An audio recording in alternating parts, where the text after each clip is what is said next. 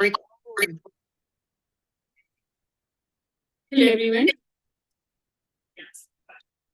Okay, so let's start today's topic: intrapartum care for healthy women and babies. Very important, nice guideline. और इसमें काफी important चीजें हैं, like normal labor, first stage, second stage, किसको कहाँ deliver करना है, प्लानिंग ऑफ बर्थ कैसे करनी है, ठीक है, पेन रिलीफ ड्यूरिंग लेबर क्या है, pre labour rupture of membrane at term कैसे मैनेज करना है.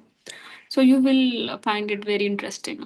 सो ये सारी रिकमेंडेशंस है. मेन रिकमेंडेशंस ये है कि where to deliver, allow to deliver, low risk patients कहाँ डिलीवर होंगे और हाई रिस्क कहाँ डिलीवर होंगी, और लेबर नॉर्मल लेबर क्या है और डिलेज क्या है. So let's start. Place of birth, या तो पेशेंट के पास चॉइसेस हैं. होम डिलीवरी हो सकती है, free standing midwifery unit FMUs में हो सकती है deliver, alongside midwifery unit AMUs में हो सकती है, ऑब्स यूनिट्स इसको कंसल्टेंट लेड यूनिट्स भी बोलते हैं. तो बेसिकली होता क्या है एनएचएस में, मिडवाइफरी यूनिट्स बड़े स्ट्रॉन्ग हैं. ये मिडवाइफरी यूनिट्स या तो रूरल हो सकते हैं या फिर ये ओब्स यूनिट्स या टर्शरी केयर्स के साथ अटैच हो सकते हैं. जो साथ अटैच होते हैं उनको कहते हैं अलॉन्ग साइड मिडवाइफरी यूनिट्स एएमयूज. ठीक है. और जो थोड़ा दूर होते हैं वो फ्री स्टैंडिंग होते हैं. अब हैं तो दोनों ही मिडवाइफरी यूनिट्स, लेकिन इनमें फ़र्क है. एफएमयूज में ट्रांसपोर्ट डिलेज आते हैं, जबकि एएमयूज में तो कोई डिले नहीं आएगा ट्रांसपोर्ट करने का. साथ ही तो टर्शरी केयर है या ओब्स यूनिट या कंसल्टेंट लेड यूनिट है, जहाँ टीम है पूरी, एमडीडी अवेलेबल है, neonatologist, radiologist, anaesthetist, blood bank, everything. तो होम बर्थ थोड़ी सी कंप्रोमाइज होती हैं और थोड़ी सी एफएमयूज, एएमयूज, सीएलयूज लेस कंप्रोमाइज होती हैं.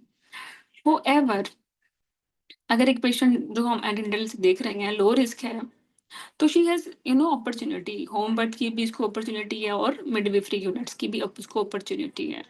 लेकिन जो हाई रिस्क पेशेंट्स हैं उनको हमने टर्शरी केयर में या ऑब्स यूनिट्स में या कंसल्टेंट लेड यूनिट्स में, जिसको हम सीएलयूज बोलेंगे, उधर ही डिलीवर करना है. तो अगर आपने ऐसे स्क्रीन किया है, हाई रिस्क को हाई रिस्क यूनिट में मैनेज किया है, लो रिस्क को लो रिस्क यूनिट में मैनेज किया है, तो फिर सिमिलर फिटल आउटकम है. ठीक है. और एक और बात, क्योंकि ओब्स यूनिट्स में कॉन्टिन्यूस सिटीजीज होती है, इंटरवेंशन इसकी वजह से बिकॉज ऑफ सीटीजी ना ज़्यादा हो जाती है, और होम बर्थ में या एफएमयूज में सीटीजी होती नहीं, तो इसलिए इंटरवेंशन कम होती है. तो ये मेन आपके एग्जाम क्वेश्चंस हैं कि प्लेसेस ऑफ बर्थ किस तरह की हैं और फिटल आउटकम क्यों सेम है इनमें. सेम ही होता है वैसे अगर सिलेक्शन अच्छी की है, लेकिन इंटरवेंशन जो है होम बर्थ में एफएमयूज में ज़्यादा क्यों है और ऑब्स यूनिट्स में सॉरी कम क्यों है और ऑब्स यूनिट्स में ज़्यादा क्यों है. तो बिकॉज ऑफ कंटिन्यूस सीटीडी की वजह से काफ़ी ऐसे ही अननेसेसरी सेक्शंस हो जाते हैं. तो जब भी पेशेंट आएगी तो आपने उसको डिस्कस करना है कि आपके पास चॉइस है, इंफॉर्मेशन देनी है होम बर्थ की, एफएमयूज की, एएमयूज की, सीएलयूज की. ठीक है. लेकिन देखा ये गया है कि वो मल्टीवायरस वुमेन, अगर कोई लो रिस्क मल्टीवायरस वुमेन है ना, वो इतना इतना प्रॉब्लम नहीं है. वो होम बर्थ या मिडवाइफरी यूनिट्स में एएमयूज एफएमयूज में डिलीवर हो सकती है. उसमें ट्रांसपोर्ट इतनी ज़्यादा नहीं है जितनी नल्ली पैरस वुमेन में या फर्स्ट टाइम मदर्स में है, जिनको आपने सारी ऑप्शंस दी और उन्होंने कहा भी हम तो होम बर्थ ऑप्ट करेंगे. तो होम बर्थ ऐसी पेशेंट जो नल्ली पैरस है, तो शी इज़ लो रिस्क, उसमें ट्रांसफर ज़्यादा हो जाता है. 45% ट्रांसफर है इन पेशेंट का टू सीएलयूज या ओब्स यूनिट्स, क्योंकि उनकी कभी लेबर हुई नहीं ना. मल्टीपैरस की तो लेबर का एक प्रिडिक्शन हो चुकी है कि वो स्मूथ और गुजरी है. तो ये अगर होम में डिलीवर होती हैं तो इनमें ट्रांसफर नहीं होगा इतना. अगर नल्ली पैरस लो रिस्क होम में डिलीवर होती है तो उसमें 45% ट्रांसफर होगा कंसल्टेंट लेड ओब्स यूनिट से टर्शरी केयर में. टर्शरी केयर में कंटिन्यूस सीटीजी होती है, मेन डिफरेंस है. एपिड्यूरल एनेस्थीसिया होता है, पेशेंट कंट्रोल एनेस्थीसिया जिसको ओपियाइड्स वगैरह बोलते हैं, या लाइक ज़्यादा ज़्यादा इम्पोर्ट ज़्यादा लाइक फैसिलिटीज़ होती है. जबकि एफएमयूज एएमयूज और होम बर्थ में तो कोई ऐसी फैसिलिटी नहीं है कंटिन्यूस सीटीजी की या like this. Okay. So place of birth के बारे में हमने थोड़ा सा देखा कि कौन कहाँ डिलीवर होगा. इसके अलावा हम देखेंगे लेबर स्टेजेस के बारे में, नॉर्मल लेबर के बारे में, पेरिनियल टेयर्स के बारे में, पोस्टनेटल केयर के बारे में. ठीक है. तो low risk multiparas patient home birth free standing alongside कहीं भी डिलीवर हो सकती हैं. लो रिस्क नली पेरेस भी कहीं भी डिलीवर हो सकती हैं, फ्री स्टैंडिंग या अलॉन्ग साइड या होम में. लेकिन होम हमारी प्रायोरिटी, लीस्ट प्रायोरिटी है. नल्ली पैरस लो रिस्क में, क्योंकि इसमें 45% जो ट्रांसफर होगा इमरजेंसी, वो अच्छी बात तो नहीं है। तो बेहतर है कि इनको एफएमयूज में रखें, होम में ना इनको अलाउ करें, जबकि मल्टी पैरस लो रिस्क होम में अलाउ कर सकते हैं। हाई रिस्क तो वैसे ही कंसल्टेंट लेड या ओप्स यूनिट या टर्शरी केयर में जाके डिलीवर होगी। ठीक है, तो यही बस इन्होंने लिखा हुआ है कि अलाउ एडवाइस करें लो रिस्क नली पैरस पेशेंट्स को कि वो मिडविफरी यूनिट में डिलीवर हो। और जो मैक्सिमम रीजंस हैं होम बर्थ या एफएमयूज या एएमयूज में, रीजंस जो ओब्स यूनिट्स में ट्रांसफर होती हैं, उसमें मैक्सिमम रीजन क्या होती है, दिस इज एग्जाम क्वेश्चन, और वो है delay in labour. First stage है या सेकंड स्टेज में अगर डिले हो रहा है ना, तो होम बर्थ एफएमयूज एएमयूज में 35 से 32% तक ये इतना बड़ा बल्क है जो कि because of delay obs units में ट्रांसपोर्ट हो रहा होता है। ठीक है, consultant led unit indications overall यही हैं जो हाई रिस्क पेशेंट्स हैं। अब सिस्टम वाइज करो, कार्डियक है हाई रिस्क, रेस्पिरेटरी है हाई रिस्क, हीमोग्लोबिनोपैथीज हैं हाई रिस्क, लीवर डिजीज हैं हाई रिस्क, सीएनएस डिजीज हैं, कनेक्टिव टिश्यूज हैं, एनीमियाज हैं, ब्लीडिंग डिसऑर्डर्स हैं, वो तो सारी की सारी ही कंसल्टेंट लेड यूनिट्स में जाएंगी ना। या जिनकी प्रीवियस प्रेगनेंसी प्रॉब्लम ज़्यादा थे, इंट्रापार्टम डेथ्स थी और शोल्डर डिस्टोशियास थे, पीपीएच था, वो भी कंसल्टेंट एड यूनिट्स या टर्शरी केयर में डिलीवर होंगी, क्योंकि दोबारा ये रिकरेंस हो सकती है। तो जो लो रिस्क पेशेंट्स हैं वो जाएंगे मिडविफरी यूनिट्स में अपार्ट फ्रॉम दिस। ठीक है, सो कार्डियोवास्कुलर कंडीशंस कंफर्म्ड हैं, हाइपरटेंसिव डिसऑर्डर्स हैं, रेस्पिरेटरी प्रॉब्लम्स में एस्थमा है जिसकी हॉस्पिटल ट्रीटमेंट चाहिए, सिस्टिक फाइब्रोसिस है, हेमाटोलॉजिकल कंडीशंस में सिकल सेल डिजीज है, बीटा थैलेसीमिया मेजर है, थ्रोम्बोम्बोलिक डिसऑर्डर्स हैं, थ्रोम्बोसाइटोपिनिया जिसमें प्लेटलेट स्पेसिफिकली लेस देन 100 है, बोन विलिबरेंट डिजीज है, ब्लीडिंग डिसऑर्डर्स हैं, एटिपिकल एंटीबॉडीज हैं, एंड उनमें हाई रिस्क है एचडीएफएन का, हाइपरथायराइडिज्म है, डायबिटीज है। इसके अलावा जीबीएस वो जिसमें इंट्रापार्टम प्रोफाइलेक्सिस जाएगा है, BC with abnormal liver function test, HIV के कैरियर हैं या इन्फेक्टेड हैं, टोक्सोप्लाज्मोसिस जो कि जिसकी ट्रीटमेंट चल रही है, चिकन पॉक्स जो एक्टिव है, रुबेला जो प्राइमरी है, जेनिटल हर्बीज जो प्राइमरी एक्टिव है, या ट्यूबरक्लोसिस की ट्रीटमेंट चल रही है, एसएलई है, स्क्लेरोडर्मा है, ऑब्वियसली वी ऑल नो कि इनको हमने टर्शरी केयर या ऑब्स यूनिट्स या सीएलयू में ही तो रेफर करना है, वहाँ इनकी अच्छी मैनेजमेंट होगी। ठीक है, अब इसमें जो आप भूलोगे ना आगे जाके वो ये है कि सिकल सेल डिजीज लिखा हुआ है, ये सिकल सेल ट्रेट नहीं है, सिकल सेल ट्रेट मिडविफरी में डिलीवर हो सकता है, डिजीज तो नहीं होगी ना। और यहाँ ये थ्रोम्बोसाइटोपिनिया है लेस देन 100, तो थ्रोम्बोसाइटोपिनिया तो लेस देन 150 भी होता है, तो जो लेस देन 100 है ना वो डिलीवर होगा सीएलयू में, राइट। हाइपरथायराइडिज्म सीएलयू में डिलीवर हो रही है, लेकिन वो हाइपोथायराइडिज्म जो कंट्रोल्ड है वो आप मिडविफरी में कर सकते हो। ठीक है, एलएफटीज अगर खराब है तो सीएलयू या ओब्स यूनिट्स में डिलीवर हो रहे हैं, वरना वो मिडविफरी में डिलीवर हो जाएंगे। तो ये डिफरेंसेस हैं। जो अंडर ट्रीटमेंट है टोक्सोप्लाज्मोसिस, जो अंडर ट्रीटमेंट है ट्यूबरक्लोसिस, ये डिलीवर हो रहे हैं ओब्स यूनिट्स में, जो नहीं है अंडर ट्रीटमेंट स्टेबल है वो आप मिडविफरी में डिलीवर कर लो। इसी तरह सीकेडीज हैं, neurological problems, epilepsy, myasthenia, previous CVA, liver diseases with abnormal LFT, psychiatric disorders, लेकिन इन पेशेंट केयर चल रही है, मतलब सवेयर है। अगर आउट पेशेंट है तो वो मिडविफरी में डिलीवर हो जाएंगे। इसी तरह प्रीवियस कॉम्प्लिकेशंस हैं, अनएक्सप्लेन्ड स्टिल बर्थ जिसमें रिकरेंस का रिस्क है, इंटरपार्टम डिफिकल्टी का रिस्क है, जिसके बेबीज में इनकेफेलोपैथी हुआ है पहले, जिसकी प्रीटर्म बर्थ हुई है प्रीक्लेम्शिया, एक्लेम्शिया प्रीएक्लेम्शिया हुआ है। अब प्रीक्लेम्शिया रिक्वायरिंग प्रीटर्म बर्थ बेसिकली मिडविफरी का है, ये याद रखना। अगर टर्म बर्थ है तो वो फिर सॉरी ये सीएलयू का है, अगर टर्म बर्थ है तो वो मिडविफरी का बनेगा। या फिर अब्रप्शन है एडवर्स आउटकम के साथ, या पीपीएच है, retained placenta, caesarean section, myomectomy, स्टेक्टमी, शोल्डर डिस्टोशिया, इन सब की रिकरेंस है, तो ये सारे के सारे सीएलयूज ओब्स यूनिट्स ये टर्शरी केयर में ही तो डिलीवर होंगे। मायोमेक्टमी में हमें स्कार का नहीं पता, तो रप्चर हो सकता है ना शोल्डर डिस्टोशिया के में, फिर प्रॉब्लम्स है सेक्शन में, वी बैक तो कंटिन्यूसिटी भी चाहिए, वो तो है ही नहीं ओब्स यूनिट में, कंसल्टेंट उसमें मिडविफरी में। तो ये बाय डिफॉल्ट सीएल यूज में जाएंगे बिकॉज ऑफ कंटिन्यूसिटी जी, because of risk of rupture, because they need OT standby, got it.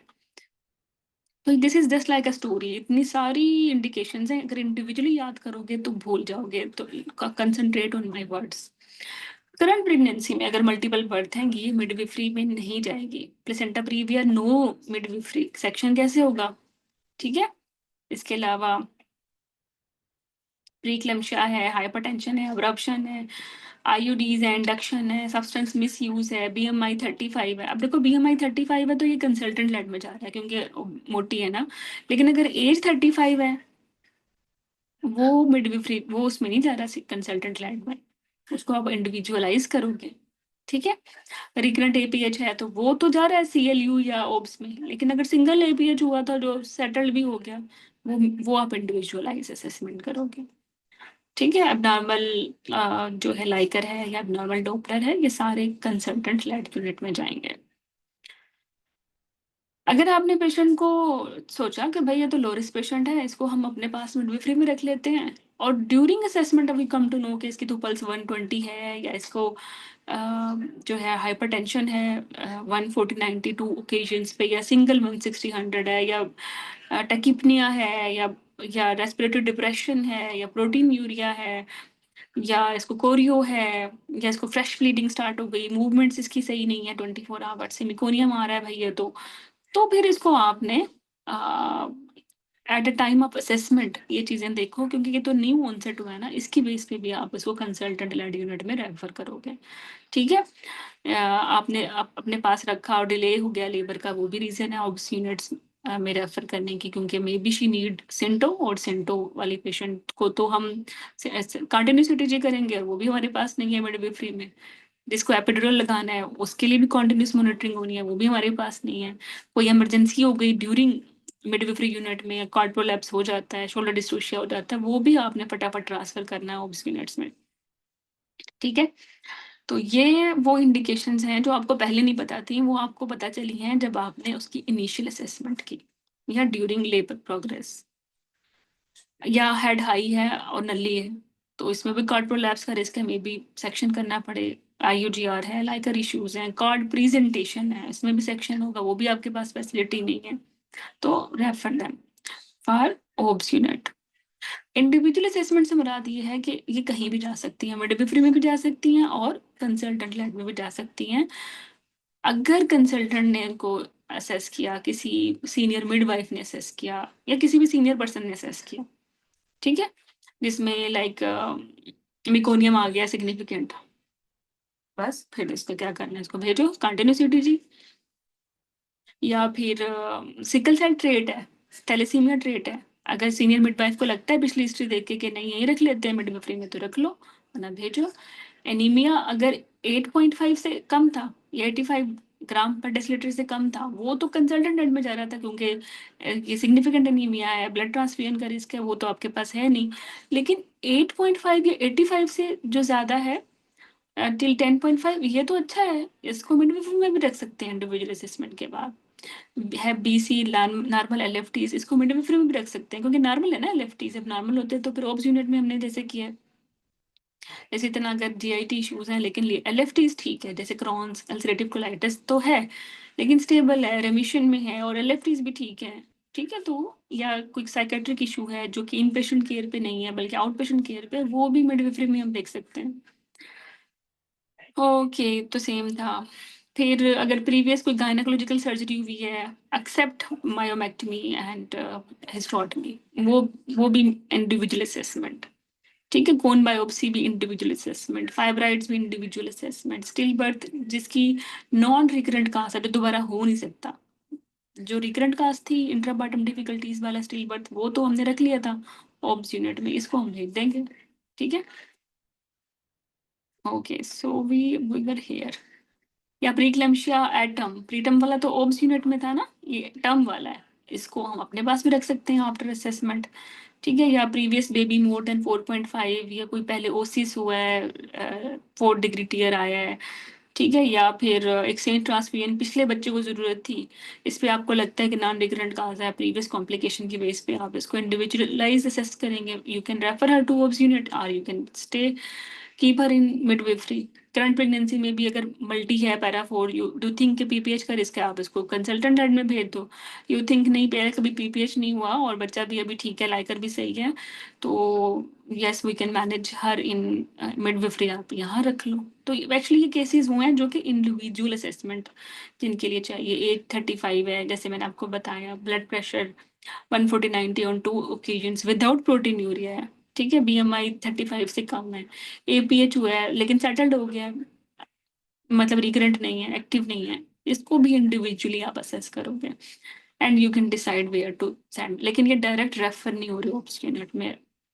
ये इन सब का मैंने कंपैरिजन किया, जो इंपॉर्टेंट बातें हैं वो मैंने दोबारा बोल भी दी हैं और मैंने इनको रेड से हाईलाइट भी कर दिया कि जो ट्रेट वाले हैं वो इंडिविजुअल असेसमेंट वाले हैं, जो फुल फ्लैज डिजीजेज वाले हैं जैसे बीटा थैलेसीमिया मेजर या सिकल सेल डिजीज वो ऑब्स यूनिट वाले हैं। प्लेटलेट्स अगर थ्रोम्बोसाइटोपिनिया लेस देन 100 है, या एबनॉर्मल एलएफटीज हैं, या साइकेट्रिक इन पेशेंट केयर है, या अननोन काज है प्रीवियस स्टिल बर्थ की, या रिकरेंट काज है, या रप्चर है पहले कभी मायोमेक्टमी हुई है, मतलब सो ऑल दीज रीजंस ये ओब्स यूनिट के हैं। एच बी 85 से ज़्यादा है, ट्रेट है, और सस्पेक्टेड मैक्रोसोमिया, ये आप इनको इंडिविजुअली असेस करेंगे। बस आप कोई डाउट लगता है सीनियर मिडवाइफ या ऑब्स कंसल्टेशन करा लें, उसकी उसके बाद decision making with full discussion of risk करें और ट्रांसफ़र कर दें पेशेंट को। ड्यूरिंग लेबर भी कुछ इश्यूज आते हैं जो कि हमने देखा कि जो रीज़न बन जाते हैं ट्रांसफ़र करने के, जैसे हमने इंडक्शन सीटीजी की या सकल्टेशन पे हमने देखा कि फेटल हार्ट रेट्स कम है या ज़्यादा है 160 से, या रिदम ख़राब है, या कॉन्ट्रैक्शन के बाद डिसेलरेशन आ रही है, तो they need CTG for this. CTG तो आपके पास है नहीं, तो इसलिए इनको भी आप कंसल्टेंट लेड में ट्रांसफ़र करोगे। या आपने पीए किया, नॉन कैफेलिक प्रेजेंटेशन है, ब्रीच है, ट्रांसवर्स है, अनएंगेज्ड हेड एंड नली, या सस्पेक्टेड एफजीआर या मैक्रोसोमिया, ओलिगो लाइकर इश्यूज हैं, नॉर्मल पिटल हार्ट रेट है, मिकोनियम है, and you think so it significant and it need CTG, तो इसको भी भेजो। इस 2023 की गाइडलाइन में, जैसे जो 2022 की इंटरपार्टम सीटीजी थी उसमें उन्होंने हर किस्म के मिकोनियम को कहा था कि ये हाई रिस्क है, लेकिन 2023 में उन्होंने बोला है कि मिकोनियम को देखो कि अगर वो ग्रेड 2 या 3 है तो फिर बेहतर है कि इसको प्लान फॉर कॉन्टिन्यूसिटी रखो और इसको रेफर करो, तो क्योंकि फिर इसको म्यूकोनियम एस्पिरेशन इश्यूज भी हो सकते हैं, न्यूनेटल टीम भी चाहिए, वो तो ऑब्स यूनिट में होगी, तो ये fetal observation required transfer to obs unit. Maternal में अभी ऑलरेडी नो के पल्स 120 है या बीपी ज्यादा है, ठीक है, और दैट ये सारी चीज़ें जो भी हमने की हैं, मिकोनियम और लाइक फ्रेश ब्लीडिंग, इनको भी आप इंडिविजुअल असेसमेंट करोगे। जो इस पूरी कहानी में जो इम्पोर्टेंट है ना, बहुत सारे परसेंटेजेस हैं इस टेबल में, इस गाइडलाइन में इतनी मतलब टेबल्स है ना बहुत ज़्यादा, जो कि करने की ज़रूरत नहीं है। जो करने की ज़रूरत जो अभी तक रिकॉल है मैं बता देती हूँ। नली पेरिस में होम बर्थ के लिए हमने उसको देखा तो 45% ट्रांसफ़र होंगी ओब्स यूनिट्स में, जबकि जो मल्टी है वो 11% होती है, इसलिए मल्टी को होम बर्थ अलाउ है, नल्ली को नहीं है, ठीक है। इंटरवेंशन सेक्शन और प्लांट सेक्शन के नाम पे ओब्स यूनिट्स में ज़्यादा होती है, 19 होते हैं इसमें इंस्ट्रूमेंटल डिलीवरीज परसेंट और 12% सेक्शंस, ठीक है। और ये गाइड वो टेबल्स हैं, थोड़ा इजी करके लिखी है, if you want to read just hold on.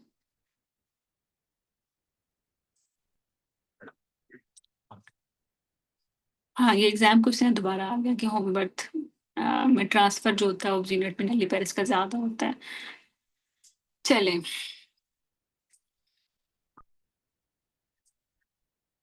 अब हमने एक पेशेंट को रखा मिडविफरी में और उसको ड्यूरिंग लेबर फीवर हो गया, कहाँ जाएगी, कंसल्टेंट लेट, क्योंकि एंटीबायोटिक्स जानी है, बच्चे में भी बहुत सारे इश्यूज आ सकते हैं, और लो थ्रेशोल्ड रेफर सेक्शन इसको भी रेफर करना है, लाइकर वाली ग्रेड 2 3 मिकोनियम आ गया, अब नॉर्मल पिटल हार्ट रेट है, डिले आ गया है लेबर में, एनाल्जेसिया रिक्वेस्ट है कि वो एपिड्यूरल पे जाएगी, वो भी तो आप नहीं ले सकते मिडविफरी में, या सडन चेंज है मेंटल हेल्थ में, रिफ्यूज करिए care, loss of capacity to make decisions, उसमें भी एमडीडी चाहिए, वो भी जाएगी कंसल्टेंट लेड यूनिट में।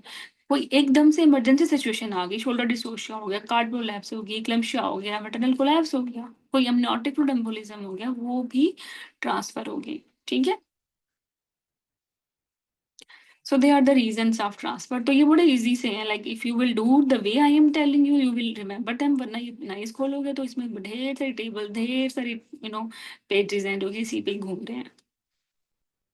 हम्म, अच्छा, आपने ट्रांसफर करना है तो उसमें भी इस गाइडलाइन में फर्स्ट टाइम कैटेगरीज आई हैं, कैटेगरी 1 और कैटेगरी 2। कैटेगरी 1 एम्बुलेंस केयर मतलब लाइफ थ्रेटनिंग सिचुएशंस, कैटेगरी 2 मतलब अर्जेंट है लेकिन पेशेंट स्टेबल है, मतलब जैसे एपिड्यूरल के लिए भेज रहे हो वो कैटेगरी 2 है। अब रप्चर करके भेज रहे हो यूट्रस, वो फिर लाइफ थ्रेटनिंग है, वो कैटेगरी 1 एम्बुलेंस ट्रांसफर है। तो ये जो ट्रांसफर्स हैं ये फर्स्ट टाइम 2023 में इन्होंने डिटेल में बताए हैं कि कैटेगरी, अभी तो अपने सेक्शन के ट्रांसफर्स पढ़े थे, कैटेगरी 1 2 3, एम्बुलेंस ट्रांसफर के तो नहीं पढ़े ना, तो ये एम्बुलेंस सर्विसेज की कैटेगरीज भी हैं, कैटेगरी 1 लाइफ थ्रेटनिंग और कैटेगरी 2 अर्जेंट। 7 मिनट में कैटेगरी 1 को पहुंचा दो आप ऑब्स यूनिट में, और 18 मिनट्स में कैटेगरी 2 वाली को पहुंचा दो। ये टाइमिंग इसमें नहीं लिखी, ये मैंने खुद इनके डिफरेंट सोर्सेज से निकाली है, just for your interest. Reason इन्होंने लिखी है कि maternal collapse, severe PPH, eclampsia, cord prolapse, fetal bradycardia, imminent birth, सारे कैटेगरी 1 में जा रहे हैं। अच्छा, they said one thing as well कि एक पेशेंट जो कि रीजन तो है कैटेगरी 1 ट्रांसफर की, लेकिन इमिनेंट बर्थ है, वो रास्ते में डिलीवर हो जाएगी, तो यू कैन सेंसिबली डिसाइड कि इसको डिलीवर करना है या नहीं करना, फिर अपने पास ही रख लो, क्योंकि अब रास्ते में तो अनअटेंडेड डिलीवर होने वाली है ना।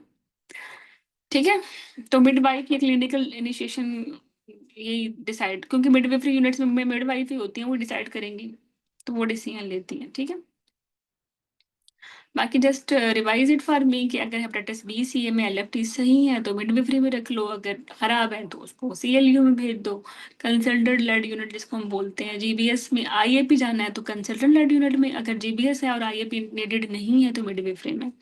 टोक्सोप्लाज्मोसिस अगर ट्रीटमेंट पे है तो सीएलयू में, अगर नहीं है तो मिडविफरी में। एचआईवी सारे का सारा सीएलयू में जाएगा, क्योंकि एचआईवी में तो हमने बहुत सारी चीजें देखनी है और इसमें मेन रीजन तो बच्चा है, जैसे हर्पीज में था, जैसे जैसे डीबीएस में आईएपी में था। प्राइमरी चिकन पॉक्स है या प्राइमरी हर्पीज है, प्राइमरी रुबेला है, ये इनकी भी वैल्यूएशन न्यूनोटोलॉजी के साथ होंगी और ये सीएलयू में जाएंगे। तो best place low risk multipurpose के लिए जहाँ मिनिमल इंटरवेंशन होंगी वो कौन सी है? हाँ, एक्चुअली जो लो रिस्क मल्टीपरपज है वो फ्री स्टैंडिंग मिडविफरी यूनिट में भी जा सकती है और होम बर्थ में भी जा सकती है, लेकिन जो नल्ली पैरस वोमन है ना, ठीक है, उसमें हायर चांसेस हैं हॉस्पिटल ट्रांसफर के 45%। और डिसीजन मेकिंग में पार्टनर प्रेफरेंस नहीं है कि वो कहेगा तुम कंसल्टेंट लेड यूनिट में जाके डिलीवर हो जाओ, there should be a real reason. And after this main benefit क्या है मिडवाइफरी यूनिट का, कि यहाँ कम होती है इंटरवेंशन, क्योंकि सीटीजी जो नहीं होती, सीटीजी का फॉल्स पॉजिटिव रेट ज्यादा है, इस वजह से इंटरवेंशन करवा देता है ये। बाकी जो रूरल फ्री स्टैंडिंग यूनिट्स हैं वहाँ ट्रांसफर इश्यूज आते हैं, जैसे मैंने आपको बोला। अब हम जरा थोड़ा सा लीकिंग करते हैं, मतलब pre labour rupture of membrane जो कि टर्म पे हुई है। वैसे होता क्या है, पेशेंट जिसको लीकिंग 37 वीक के बाद हुई है, हम 24 आवर तक उसको कुछ नहीं, हाथ नहीं लगाते, हम कहते हैं वो खुद ही अपनी अपनी लेबर में जाए, एंडोजेनस प्रोजेस्टेरोन रिलीज हो। ठीक है, यही करते हैं ना हम। लेकिन जैसे ही लीकिंग होती है टर्म पे तो हम पेशेंट को चॉइसेस देते हैं कि एक्सपेक्टेंट भी हो सकती है 24 आवर तक, और आप चाहें तो हम इंडक्शन का वेट कर लें, and that is more better. 60% तो इसी टाइम पीरियड में खुद ही अपनी स्पॉन्टेनियस लेबर में चली जाती हैं, और स्पॉन्टेनियस लेबर वही नो कि बेटर है, क्योंकि कम उसमें पेन होता है, कम इंटरवेंशन होती है, सिंटो के कम साइड इफेक्ट्स होते हैं, सिंटो का एक्टोगैर्टिकल भी है तो हाइपोनेट्रीमिया पे घूम रहा है, तो वो मसले मसाइल भी नहीं होंगे। ठीक है, और what if patient after even after 24 hour से इस मुझे तो इंडक्शन नहीं करानी, फिर क्या करेंगे? फिर उसकी आपने regular you know TPR monitoring, temperature, pulse record और फिटल हार्ट रेट मॉनिटरिंग करनी है, वार्निंग साइंस बतानी है कि फीवर हो, टेंडरनेस हो, ऑफेंसिव डिस्चार्ज हो तो हमें जरूर बताए, because she will develop then chorioamnionitis. और लीकिंग के बारे में उसको मिकोनियम के बारे में बताया हमें। ओके, सो अगर एक पेशेंट जिसकी लीकिंग हुई है 39 वीक्स पे, जो कि टर्म पे है, और उसको कोरियो हो रहा है जैसे यहाँ हो रहा है, तो सबसे पहले क्या करना है, what is the next step? अगर ये कहते हैं ना अप्रोप्रिएट या बेस्ट, वो तो हमें पता ही है कि उसको जो अगर लेबर चल रही है तो उसको मोर एक्सपेडाइट करना है, मतलब फास्टेस्ट जो डिलीवरी का मेथड है वो ही जाएगा। लेकिन नेक्स्ट में या स्टेप वाइज में सबसे पहले एंटीबायोटिक्स है। मेन प्राइमरी ट्रीटमेंट कोरियो की डिलीवरी ही है, लेकिन first step wise start labour and continue, sorry start antibiotics and continue labour. Chorioamnionitis है किसी को, ये सेप्सिस है, ये दोनों मेन इंडिकेशन नहीं है उसको, इसका उसकी सर्जरी करने की। ओब्स रीजंस इंडिपेंडेंट होनी चाहिए। सेप्सिस है तो सेप्सिस प्रोटोकॉल चला दो, हम्म, और कंटिन्यू करो लेबर। इसी तरह कर कोरियो है तो कोरियो का चला दो प्रोटोकॉल और कंटिन्यू करो लेबर। अब एक क्वेश्चन है, ये 10 आवर से इसकी लीकिंग हुई है 38 वीक्स पे ही है, अब तो इसको कुछ नहीं है, लेकिन इसकी जीबीएस पिछली प्रेगनेंसी में पॉजिटिव था। अगर पिछली प्रेगनेंसी में जीबीएस का स्वैब पॉजिटिव हो तो नेक्स्ट प्रेगनेंसी में हम उसको चॉइस देते हैं, ठीक है, 35 वीक्स पे आप अपना स्वैब करा लो, या अगर आप रिफ्यूज कर दो डायरेक्टली हम इंटरपार्टम आपको प्रोफाइलैक्सिस देंगे अगेंस्ट जीबीएस। तो इफ शी ऑप्टेड और हम स्वैब करा लेते हैं, स्वैब पॉजिटिव आता है तो भी आईएपी देते हैं, स्वैब नेगेटिव आता है या अननोन आता है तो नहीं देते, और अगर वो टोटल रिफ्यूज ही कर दे तो तब भी देते हैं। We know this from GBS lecture. तो अब ये लेट आई है, 35 वीक्स के बाद आई है, इस पे स्वैब का टाइम तो है नहीं, तो क्या करना है, देना ही है आईएपी। अब इसकी लीकिंग हो गई है, आईएपी की इंडिकेशन भी है, ये तो फिर इमीडिएट इंडक्शन की इंडिकेशन बन गई ना, ठीक है, तो इसलिए इमीडिएट इंडक्शन। अभी इस पेशेंट को देखो 36 पे आई है और फीवर ही है, मतलब कोरियो है इसको, बल्कि कोरियो तो क्या, इसको तो सेप्सिस है, दो वाइटल्स खराब है, तीसरी रीजन हमें पता है, तो ये सेप्सिस का क्राइटेरिया मीट हो गया। और इसकी रीजन क्या है, लीकिंग, तो बेसिकली सेप्सिस है। तो क्या करना चाहिए, एक्टिवेट सेप्सिस पाथवे और एंटीबायोटिक्स। ऐसा नहीं करना कैटेगरी 1 सेक्शन करता है कि फिटल हार्ट रेट 180 है। बेसिकली इसका फीवर 39 है ना, तो जस्टिफाई है कि इसकी जो रेड सीटीजी है बिकॉज ऑफ हर फीवर है। जब भी सीटीजी पैथोलॉजिकल होगी तो काज भी तो देखनी है ना, काज तो पता है, तो आप एंटीबायोटिक दोगे, हाइड्रेशन करोगे, फीवर सबसाइड हो जाएगा, पीसीएम दोगे तो सीटीजी भी ठीक हो जाएगी। May be you will not do then CTG ना, देन से कैटेगरी 1 सेक्शन। और even after doing all chorioamnionitis treatment if still baseline fetal heart rate 180 पे है, then you will go for category 1 section. तो at this point हमने क्या करना है, अभी सिर्फ एंटीबायोटिक्स देनी है और एक्टिवेट करना है sepsis pathway. Obviously CTG pathological है, इसको भी हम सीटीजी के लाइंस पे ऑब्जर्व करेंगे, ठीक है, रिवर्सिबल काजेस हैं या जो काज है उसको एड्रेस करेंगे, उसके बाद भी still pathological then section. So, if any of the factors in recommendations are observed, but birth is imminent, assess whether birth in the current location is preferable या ट्रांसफर करना है। तो ये कोऑर्डिनेशन बड़ी जरूरी है, मैंने जैसे आप लोगों को बताया। Continuous CTG has been started because of concerning arise from the intermittent auscultation. If the trace is normal after 20 minutes, return to the intermittent auscultation unless the woman asks to stay on continuous CTG. एक और scenario है कि आपने CTG continuous करने के लिए patient को जो है, हाँ इंडिकेशन थी कंटिन्यूस CTG करने की, तो आपने उसको कंटिन्यूस भी रखना है क्या? नहीं, अगर 20 मिनट्स का ट्रेस ठीक आता है तो दोबारा इंटरमिटेंट पे आ जाओ, ठीक है, ये बताया हुआ मैंने। ओके, तो हम कहाँ थे, लीकिंग पे। लीकिंग की जो पॉइंट है इस गाइडलाइन में वो 1.17 से लेके आगे जा रहा है, तो हर पॉइंट को देख लेते हैं कि हमने जो लीकिंग है वो हिस्ट्री और स्पेकुलम से डायग्नोज करनी है, ठीक है। और अगर हिस्ट्री सजेस्टिव नहीं है इस लीकिंग के लिए तो फिर स्पेकुलम कर लेंगे, उसमें पूल देख लेंगे एमनियोटिक फ्लूइड का, ठीक है।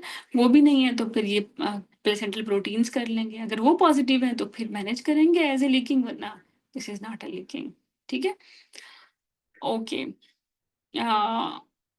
इसके बाद जो है इंडक्शन कैसे करनी है वो अकॉर्डिंग टू हर की प्रीवियस कार है या नहीं है, उसके मुताबिक हम डिसाइड करेंगे। और अगर करनी है इंडक्शन, अगर लो रिस्क है तो प्रोस्टाग्लैंडिन इस्तेमाल करेंगे, ठीक है। और होएवर एडिशनल पॉइंट यहाँ जो जानने वाला है वो ये है, if labour does not start in 24 hour recommend induction, ठीक है।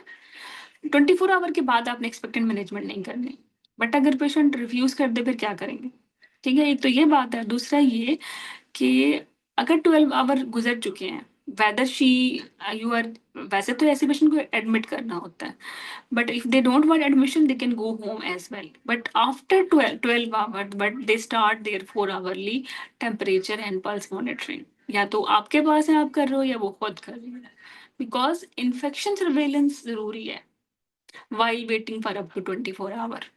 Got the difference? एक पेशेंट टर्म की लीकिंग के लिए आई एडमिट कर ली, she don't want to get admit, she can go, but said her के 12 आवर के बाद अब अपनी टेम्परेचर और पल्स रिकॉर्ड करेंगे, आपके पास है तो आप करोगे, ठीक है। इसका मतलब ये नहीं है कि आपने 12 आवर के बाद इंटरवेंशन करनी है, उसको इंडक्शन कर देनी है, इंडक्शन 24 आवर के बाद ही होगी। 12 आवर के बाद आपने चूंकि ये सर्वेलेंस बढ़ा दी है तो we can pick early chorioamnionitis, if we can pick early chorioamnionitis तो फिर तो हम 24 आवर का वेट नहीं करेंगे, बट तो हम इसकी क्या करेंगे, immediate induction. Chorio is in indication of urgent delivery ना, okay, chorio is indication of urgent delivery, not for urgent section, again I am telling you. बाकी उसको बताएं अपना colour, odour change and discharge देखती रहे, मूवमेंट्स पे भी देखे, ध्यान रखे, फीवर भी चेक करें, ठीक है। लीकिंग के बाद हम उसको जीबीएस के लिए रूटीनली स्वैब्स वगैरह नहीं लेते और ना ही वो कोई आउटकम इम्प्रूव करते हैं। टर्म की लीकिंग में तो हम वैसे भी स्वैब नहीं लेते फॉर अदर इन्फेक्शंस, ठीक है। और टर्म की लीकिंग में तो एंटीबायोटिक्स की जरूरत नहीं है, जैसे प्री टर्म में एरिथ्रोमाइसिन दे रहे थे। और आपने वेजाइनल एग्जामिनेशन तो वैसे भी प्री टर्म की लीकिंग में करना, टर्म की लीकिंग में करना, क्योंकि आप इंट्रोड्यूस कर दोगे अदरवाइज इन्फेक्शन। और अगर women choose expectant management after 24 hour तो फिर आप उसको बताएं कि रेगुलर मॉनिटरिंग करनी है, ठीक है। सपोर्ट प्रोवाइड करें, उसका ऑब्वियसली डिसीजन तो उसका अपना है, लेकिन उसकी रेगुलर मॉनिटरिंग होगी टेम्परेचर की, पल्स की, ठीक है। सो लीकिंग टर्म पे 24 आवर गुजर चुके हैं, और आपने क्या नहीं करना, आपने वेजाइनल स्वैब्स नहीं लेने। आप क्या करोगे, आप टेम्परेचर चेक करोगे 4 आवर के बाद, उसे कहोगे कि कोई क्वाइटस ना करे, ठीक है। However she can take shower and gel, shower and bath. Fetal heart rate and movements जब लीकिंग के बाद आएगी तब भी देखना है, ठीक है। और 24 आवर पे तो वैसे इंड्यूस कर रहे हो, लेकिन अगर उसने रिफ्यूज कर दिया तो फिर हर 24 आवर के बाद if she is not going into labour आप उसकी फिटल हार्ट रेट और मूवमेंट्स देख रहे हो, ठीक है। Report if any reduce fetal movements या कोई डिस्चार्ज में प्रॉब्लम आता। तो मैं दोबारा मेरी बात सुनो,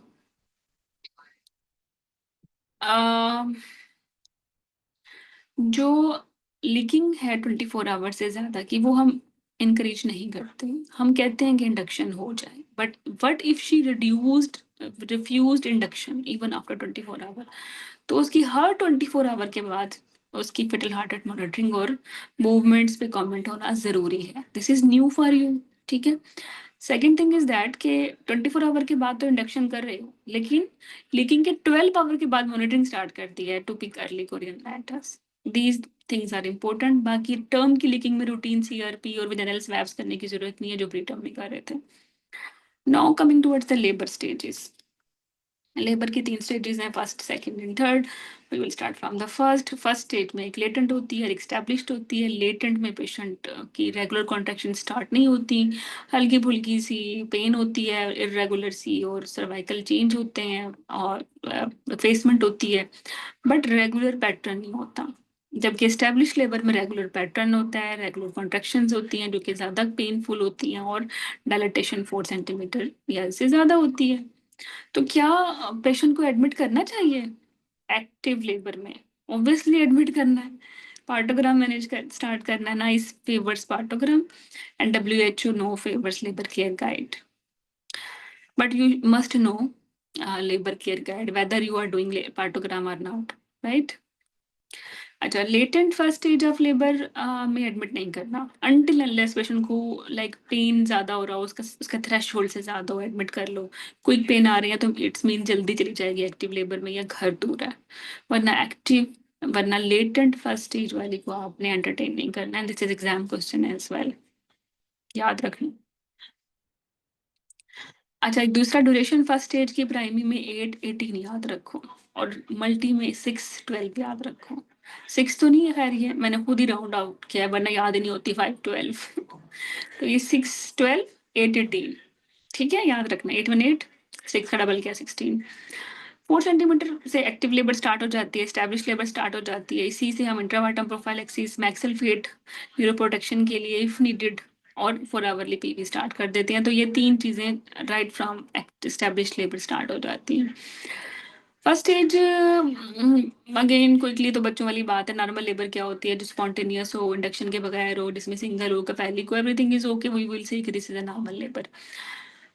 नॉर्मल लेबर की फर्स्ट स्टेज में 10 सेंटीमीटर तक होती है पेशेंट, ठीक है। और इसकी 2 फेजेज अभी हमने देखा। मॉनिटरिंग कॉन्ट्रैक्शन हर 30 मिनट के बाद चेक करनी है, फिटल हार्ट रेट हर 15 मिनट्स के बाद चेक करना है, पीपी हर 4 घंटे बाद चेक करनी है। मेटरनल ऑब्जर्वेशन भी इसकी मैक्सिमम एक्सेप्ट पल्स, वो भी 4 आवर है, ठीक है। पेन रिलीफ सारे ऑफर करे जो उसको ठीक लगे, इस पे हम डिटेल में बात कर चुके हैं। पोजीशन जो उसको कंफर्टेबल हो, लेकिन आपने अवॉइड करना है सीधा लेटना, फ्लैट लेटना, स्पाइन लेटना, क्योंकि एआर्टोकाविल कंप्रेशन शुरू हो जाएगी। मनली में जो ड्यूरेशन है वो 8 18 है, और जो मल्टी में है 6 12 है, या 5 12 बोल लो। मैटरनल केयर में आप फर्स्ट एड में सारा उसे बताओ, ब्लैडर केयर का, ब्लैडर बार बार एम्पटी कराओ, इमोशनल रिश्योरेंस, हाइड्रेशन, स्पोर्ट, डॉक्यूमेंट करो उसकी मॉनिटरिंग, पार्टोग्राफ पे पिक्टोरियल होनी चाहिए, और जब तक वो फुल नहीं हो जाती। तो this is story of first stage of labour. Second stage जब पेशेंट फुल्ली हो जाती है, टिल बर्थ ऑफ डिलीवरी चलेगी। इसकी भी 2 फेजेज हैं। पहली फेज में कोई अर्ज नहीं है पुश करने की, और जो एक्टिव फेज है उसमें वो उसका दिल चाहता है पुश करने को, क्योंकि बेबी बिल्कुल नजर आ रहा होता है, क्रॉनिंग पे पुशिंग शुरू हो जाती है। Monitoring is important. फर्स्ट और सेकंड स्टेज दोनों की मिक्स हो जाती है। तो फर्स्ट स्टेज में हमने बोला था पेटल हार्ट रेट हम चेक करेंगे after each contraction for whole 1 minute after every 15 minutes, but in second stage it's more close, fetal heart rate every 5 minute. और आपने फिर इसके अलावा descent maternal pushing efforts, vaginal examination भी करना। Vaginal examination first stage में 4 hourly होता है, और सेकंड स्टेज में 1 आवरली होता है, 1 आवरली, ठीक है। ओके। um, और इसमें भी 1 आवरली एक्टिव फेज में होता है, या फिर इसको बोलो कि ज्यादा पैसिव फेज अगर कंटिन्यू करी ज्यादा। फिर पेन रिलीफ सेम जो चल रहा था वो चलता रहेगा, मे बी यू कैन चेंज अगर, क्योंकि पेन स्ट्रॉन्ग हो चुकी है, तो मे बी हमें उसकी फ्रीक्वेंसी या मेथड चेंज करना पड़े as per her own test. And position encourage करें, कंफर्टेबल पोजीशन हो बट स्पाइन नहीं लेटेगी। और 1 to 1 सपोर्ट है, इंकरेज करें टू पुश करना जब उसको अर्ज हो, ठीक है। और प्रिपेयर करें फॉर डिलीवरी, डॉक्यूमेंटेशन करें और बेबी ले लें। तो ये हो गया सेकेंड स्टेज नॉर्मल। अब इनके ऑब्जर्वेशंस कंपेयर किए हैं कि फर्स्ट स्टेज में 30 मिनट के बाद कॉन्ट्रैक्शन चेक करनी है, और फिटल हार्ट रेट 15 मिनट्स के बाद करनी है, जबकि सेकेंड स्टेज में हर 5 मिनट के बाद फिटल हार्ट रेट चेक करनी है, ठीक है। कॉन्ट्रैक्शंस यहाँ लिखा तो नहीं हुआ, लेकिन बेसिकली 30 30 ही है दोनों में। फिर maternal observation 4 hourly first stage में है। और जो अ, जो यहाँ मेंशन है बेसिकली पल्स पे, एक मुझे थोड़ा सा डाउट लगा था। पल्स ये है कि जब हम लेते हैं 15 मिनट के बाद पल्स, तो हम मैटरनल पल्स भी चेक करते हैं ना कि बच्चे की पल्स है या माँ की पल्स है। तो पल्स कभी 5 आवरली है, कभी 15 आवरली है, इट डिपेंड्स कौन से स्टेज में है ही मैटरनल ऑब्जर्वेशन। वरना routine all maternal observation first stage में 4 आवरली हो रही है, ठीक है। तो सेकंड स्टेज में 2 चीजें आपने याद रखनी है, बाकी ऑब्जर्वेशन को गोली मारो। एक तो ये कि 5 मिनट के बाद फेटल हार्ट रेट चेक करना है, जो कि हर कॉन्ट्रैक्शन के बाद करना है फॉर होल 1 मिनट। और दूसरा पीवी 1 आवरली है, ठीक है। ये मैंने क्रॉस चेक किया 2023 से, इसकी मैक्सिमम चीजें मैच नहीं होती। तो if you know this previously, don't do it. दोनों का कंपैरिजन है, फर्स्ट और सेकंड स्टेज का हम पहले कर चुके हैं। अब हम दोबारा से करते हैं फर्स्ट स्टेज की असेसमेंट। वो ऑलरेडी नो कि फर्स्ट स्टेज में अगर पेशेंट फिटल ऑब्जर्वेशन ये होंगी तो कंसल्टेंट लेड यूनिट में भेजना है, ये रिपीट स्लाइड है। और अगर पीए की फाइंडिंग्स ऐसी होंगी तो उसको भी कंसल्टेंट लेड यूनिट में भेजना है, और अगर मैटरनल ऑब्जर्वेशंस ऐसे होंगी तो उनको भी कंसल्टेंट लेड यूनिट में भेजना है। रिपीट स्लाइड है इसलिए स्किप कर रही हूँ। अब coming towards abnormal first stage of labour. अब जब तक नॉर्मल लेबर है तो हम लोग को इंटरवेंशन नहीं करनी, वो खुद ही अपने लाइक प्रोग्रेस करेगी नॉर्मली। और मिडविफरी में ही हम लोग रिस्क देखते हैं। अच्छा, अब हम फर्स्ट स्टेज की बात कर रहे हैं। फर्स्ट स्टेज में हमने पढ़ा था पैसिव और इम्यूनोलेटेड। तो अभी अब नॉर्मल कैसी होगी? अब हम 4 आवरली पीवी कर रहे हैं फर्स्ट स्टेज में। 4 आवर के बाद पीवी की तो वो तो 2 सेंटीमीटर जो हम चाह रहे थे वो नहीं है, कम है। जो नॉर्मल डायलेटेशन है वो 4 आवर में मिनिमम 2 सेंटीमीटर है या मोर देन 2 सेंटीमीटर है। If it is less than 2 centimetre this is a delay. अब जो उनकी पहली दफा ये हालत देखी है तो ये सस्पेक्टेड डिले है। सस्पेक्टेड डिले के बाद क्या करना है? ये जो डेफिनेशन है ना डिले की, सस्पेक्टेड डिले की फर्स्ट स्टेज में, वो नल्ली मल्टी दोनों में एक ही है। वो applies both nalli and multi. लेकिन सस्पिशन पे सबसे पहले देखो कि क्या रीजन है। कास्ट हो दो, पेन की वजह से है, मे बी लेटी स्पाइन हुई है, उसको लेफ्ट लेटरल कर दो, मे बी डिहाइड्रेटेड है, हाइड्रेटेड कर दो, ब्लैडर एम्पटी है, ब्लैडर भरा हुआ है, एम्पटी कर दो।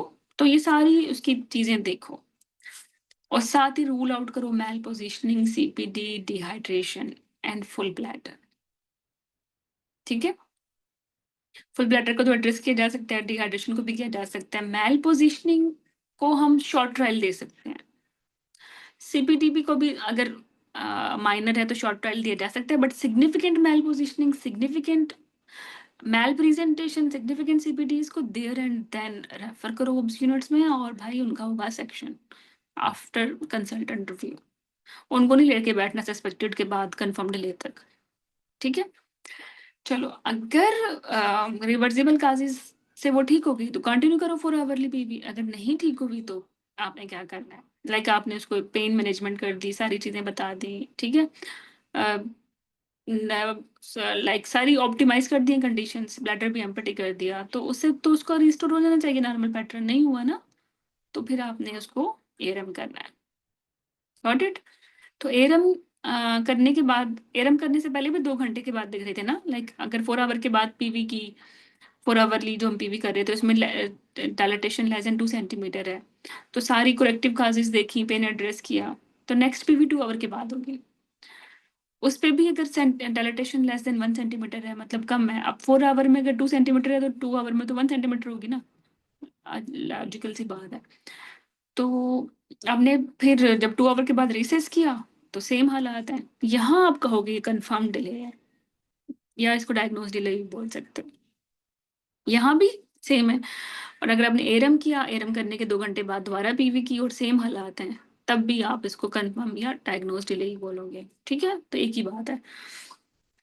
चलो, एमनियोटमी तो कर सकते हो मिडविफरी यूनिट में, लेकिन सिम्टम नहीं चला सकते मिडविफरी यूनिट में। तो इसलिए एमनियोटमी करने के बाद 2 घंटे अपने पास देखो, अगर ठीक हो जाए तो कंटिन्यू रखो अपने पास, नहीं ठीक होती तो फिर इसको ट्रांसफर कर दो। ठीक है, फिर वहां इसको लाइक कंसल्टेंट्स देखेंगे, they will decide her fate. तो सस्पेक्टेड डिले फर्स्ट स्टेज का क्या था? कि 4 आवरली पीवी पे डायलेटेशन 2 सेंटीमीटर से कम आई, या कॉन्ट्रैक्शंस पुअर थी, या डिसेंट या रोटेशन इश्यूज थे। राइट? अब ये जो 2023 की अपडेट्स हैं उसमें ये ऐड किया हुआ है कि सस्पेक्टेड डिले में पुअर कॉन्ट्रैक्शन या डिसेंट रोटेशन इश्यूज भी आ रहे हैं। इससे पहले सिर्फ डायलिटेशन को उन्होंने कहा था कि अगर वो 4 आवर में 2 सेंटीमीटर से कम है तो वो सस्पेक्टेड डिले है। तो बेसिकली अगर अगर डायलिटेशन अप्रोप्रिएट भी है लेकिन कॉन्ट्रैक्शंस अगर पुअर है ना, तब भी नेक्स्ट पीवी 2 आवर के बाद होगी। अगर डिसेंट नहीं हो रहा ना, तब भी नेक्स्ट पीवी 2 आवर के बाद होगी, because we know suspected delay के बाद जो नेक्स्ट पीवी है वो 2 आवर के बाद हो रही है। ठीक है, कंफर्म डिले क्या है? कंफर्म डिले में तो फिर कंफर्म ही हो गया जब आपने 2 आवर के बाद देखा, स्पोर्टिव मैयर सारे देख के स्टिल प्रोग्रेस नहीं हुई, या लाइक एरम के बाद प्रोग्रेस नहीं हुई, तो फिर तो कंफर्म डिले हो गया। तो सस्पेक्टेड डिले 4 आवर के बाद, बट अब मल्टी है चाहे नली है, अगर 4 आवर में लेस देन 2 सेंटीमीटर है this is suspected delay. Poor contractions हैं, no descent rotation, this is suspected delay. इन सब डिलेज में, तीनों टाइप्स के डिलेज में डिस्कस करें फाइंडिंग्स विद वुमेन, ऑफर करें सपोर्ट एंड पेन रिलीफ, या उसके ब्लैडर एम्पटी करें, हाइड्रेशन ठीक करें, लेफ्ट लेटरल कराएं। उसके बाद पीवी करें 2 आवर के बाद। अगर स्टिल लेस देन 1 सेंटीमीटर है then you will say this is a diagnose delay. Diagnose delay के बाद एरम हो रहा है। एरम हो गया, एक्सप्लेन करो इसके बेनिफिट्स, रिस्क, सारा कुछ बताओ एरम से पहले कि what does it mean by ARM. ठीक है, और एरम के लिए ट्रांसफर नहीं करना ऑब्स यूनिट में। एरम 2 घंटे के बाद दोबारा पीवी की, अगर वो ठीक हो गई तो अपने पास ही रखो, कंटिन्यू करो नॉर्मल रूटीन। लेबर। होइवर अगर नहीं प्रोग्रेस हुई फिर ट्रांसफर करो ओब्स यूनिट में। डायरेक्टली जंप नहीं करना सेंटो पे। ऑब्वियसली ट्रांसफर ओब्स यूनिट में सेंटो के लिए ही कर रहे हो, लेकिन वहां पर कंटिन्यूसिटी जी होगी और रीसेस होगा फॉर सेंटो। ठीक है, तो ये सेंटो आ गई। अब सेंटो कैसे लगानी है? सेंटो बेसिकली ड्यूरेशन शॉर्ट करती है लेबर की, लेकिन ये नहीं डिसाइड करती कि सेक्शन करना है या ये नहीं करेगी कि सेक्शन होना है तो सेक्शन का रेट कम कर दे, या सेक्शन नहीं होना तो सेक्शन का रेट बढ़ा दे। मोड ऑफ बर्थ पे कोई इसका नहीं influence. However, Synto needs continuity जी। Synto के साइड इफेक्ट्स हैं जैसे हाइपर सिमुलेशन, ये आपने जरा देखने हैं। और अगर कॉन्ट्रैक्शंस 4 से ज़्यादा जो कि 5 है, 5 इन 10 होती हैं, तो आपने रिड्यूस या स्टॉप करना है इसको। एम हमारा यही है कि 3 to 4 कॉन्ट्रैक्शंस हों पर 10 मिनट्स। और इसकी जो आपने इंक्रीमेंट डोज है वो हर 30 मिनट्स के बाद देखनी है, फर्स्ट स्टेज में भी और सेकंड स्टेज में भी। ठीक है, first second stage of labour में भी नाइस 2023 से इसे अगर कॉन्ट्रैक्शंस पुअर हैं तो आप कंसिडर कर सकते हो सेंटो देना आफ्टर कंसल्टेंट डिसीजन। चलो, सिटी जी खराब हो गई, सेंटो फोरन से पहले बंद करो। ठीक है। बट अगर आपको लगा कि नहीं synto was not the reason of bad CTG, it was due to her posture and dehydration, तो यू कैन रीस्टार्ट सिंटो। ठीक है, क्लिनिकल जजमेंट जरूरी है इस पे। अम, अच्छा, सिंटो लगाने के बाद आपने पीवी कब करनी है वो भी क्लिनिकल जजमेंट पे डिपेंड करता है, but routinely it is after 4 hour of सिंटो।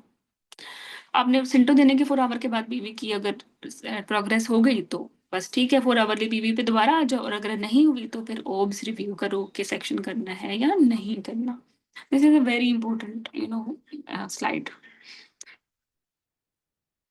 मैंने जैसे आपको पहले बोला था, जैसे ही सस्पेक्टेड डिले पे आपने इवैल्यूएशन की और आपको पता चल गया कि सिग्निफिकेंट मोल्डिंग है, सीपीडी हो रहा है, आप उसको देर एंड देन बंद करो, लेबर को रेफर करो इसको। टाइमली सेक्शन हो, ये ना हो कि सेकंड स्टेज सेरियन सेक्शन करने की नौबत आए आपकी हमाकत की वजह से।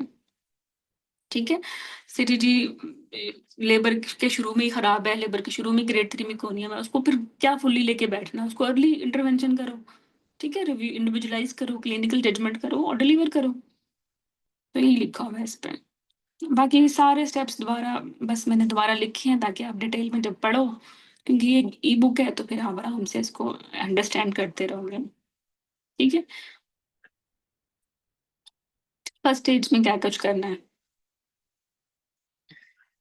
अच्छा, एरम से पहले मेक श्योर कि पेशेंट का जो हेड है वो एंगेज हो। अनएंगेज्ड हेड पे आप एरम ना करें, या फिर वरना अदरवाइज कंट्रोल्ड एरम करें, कार्ड प्रोलैप्स हो जाएगा।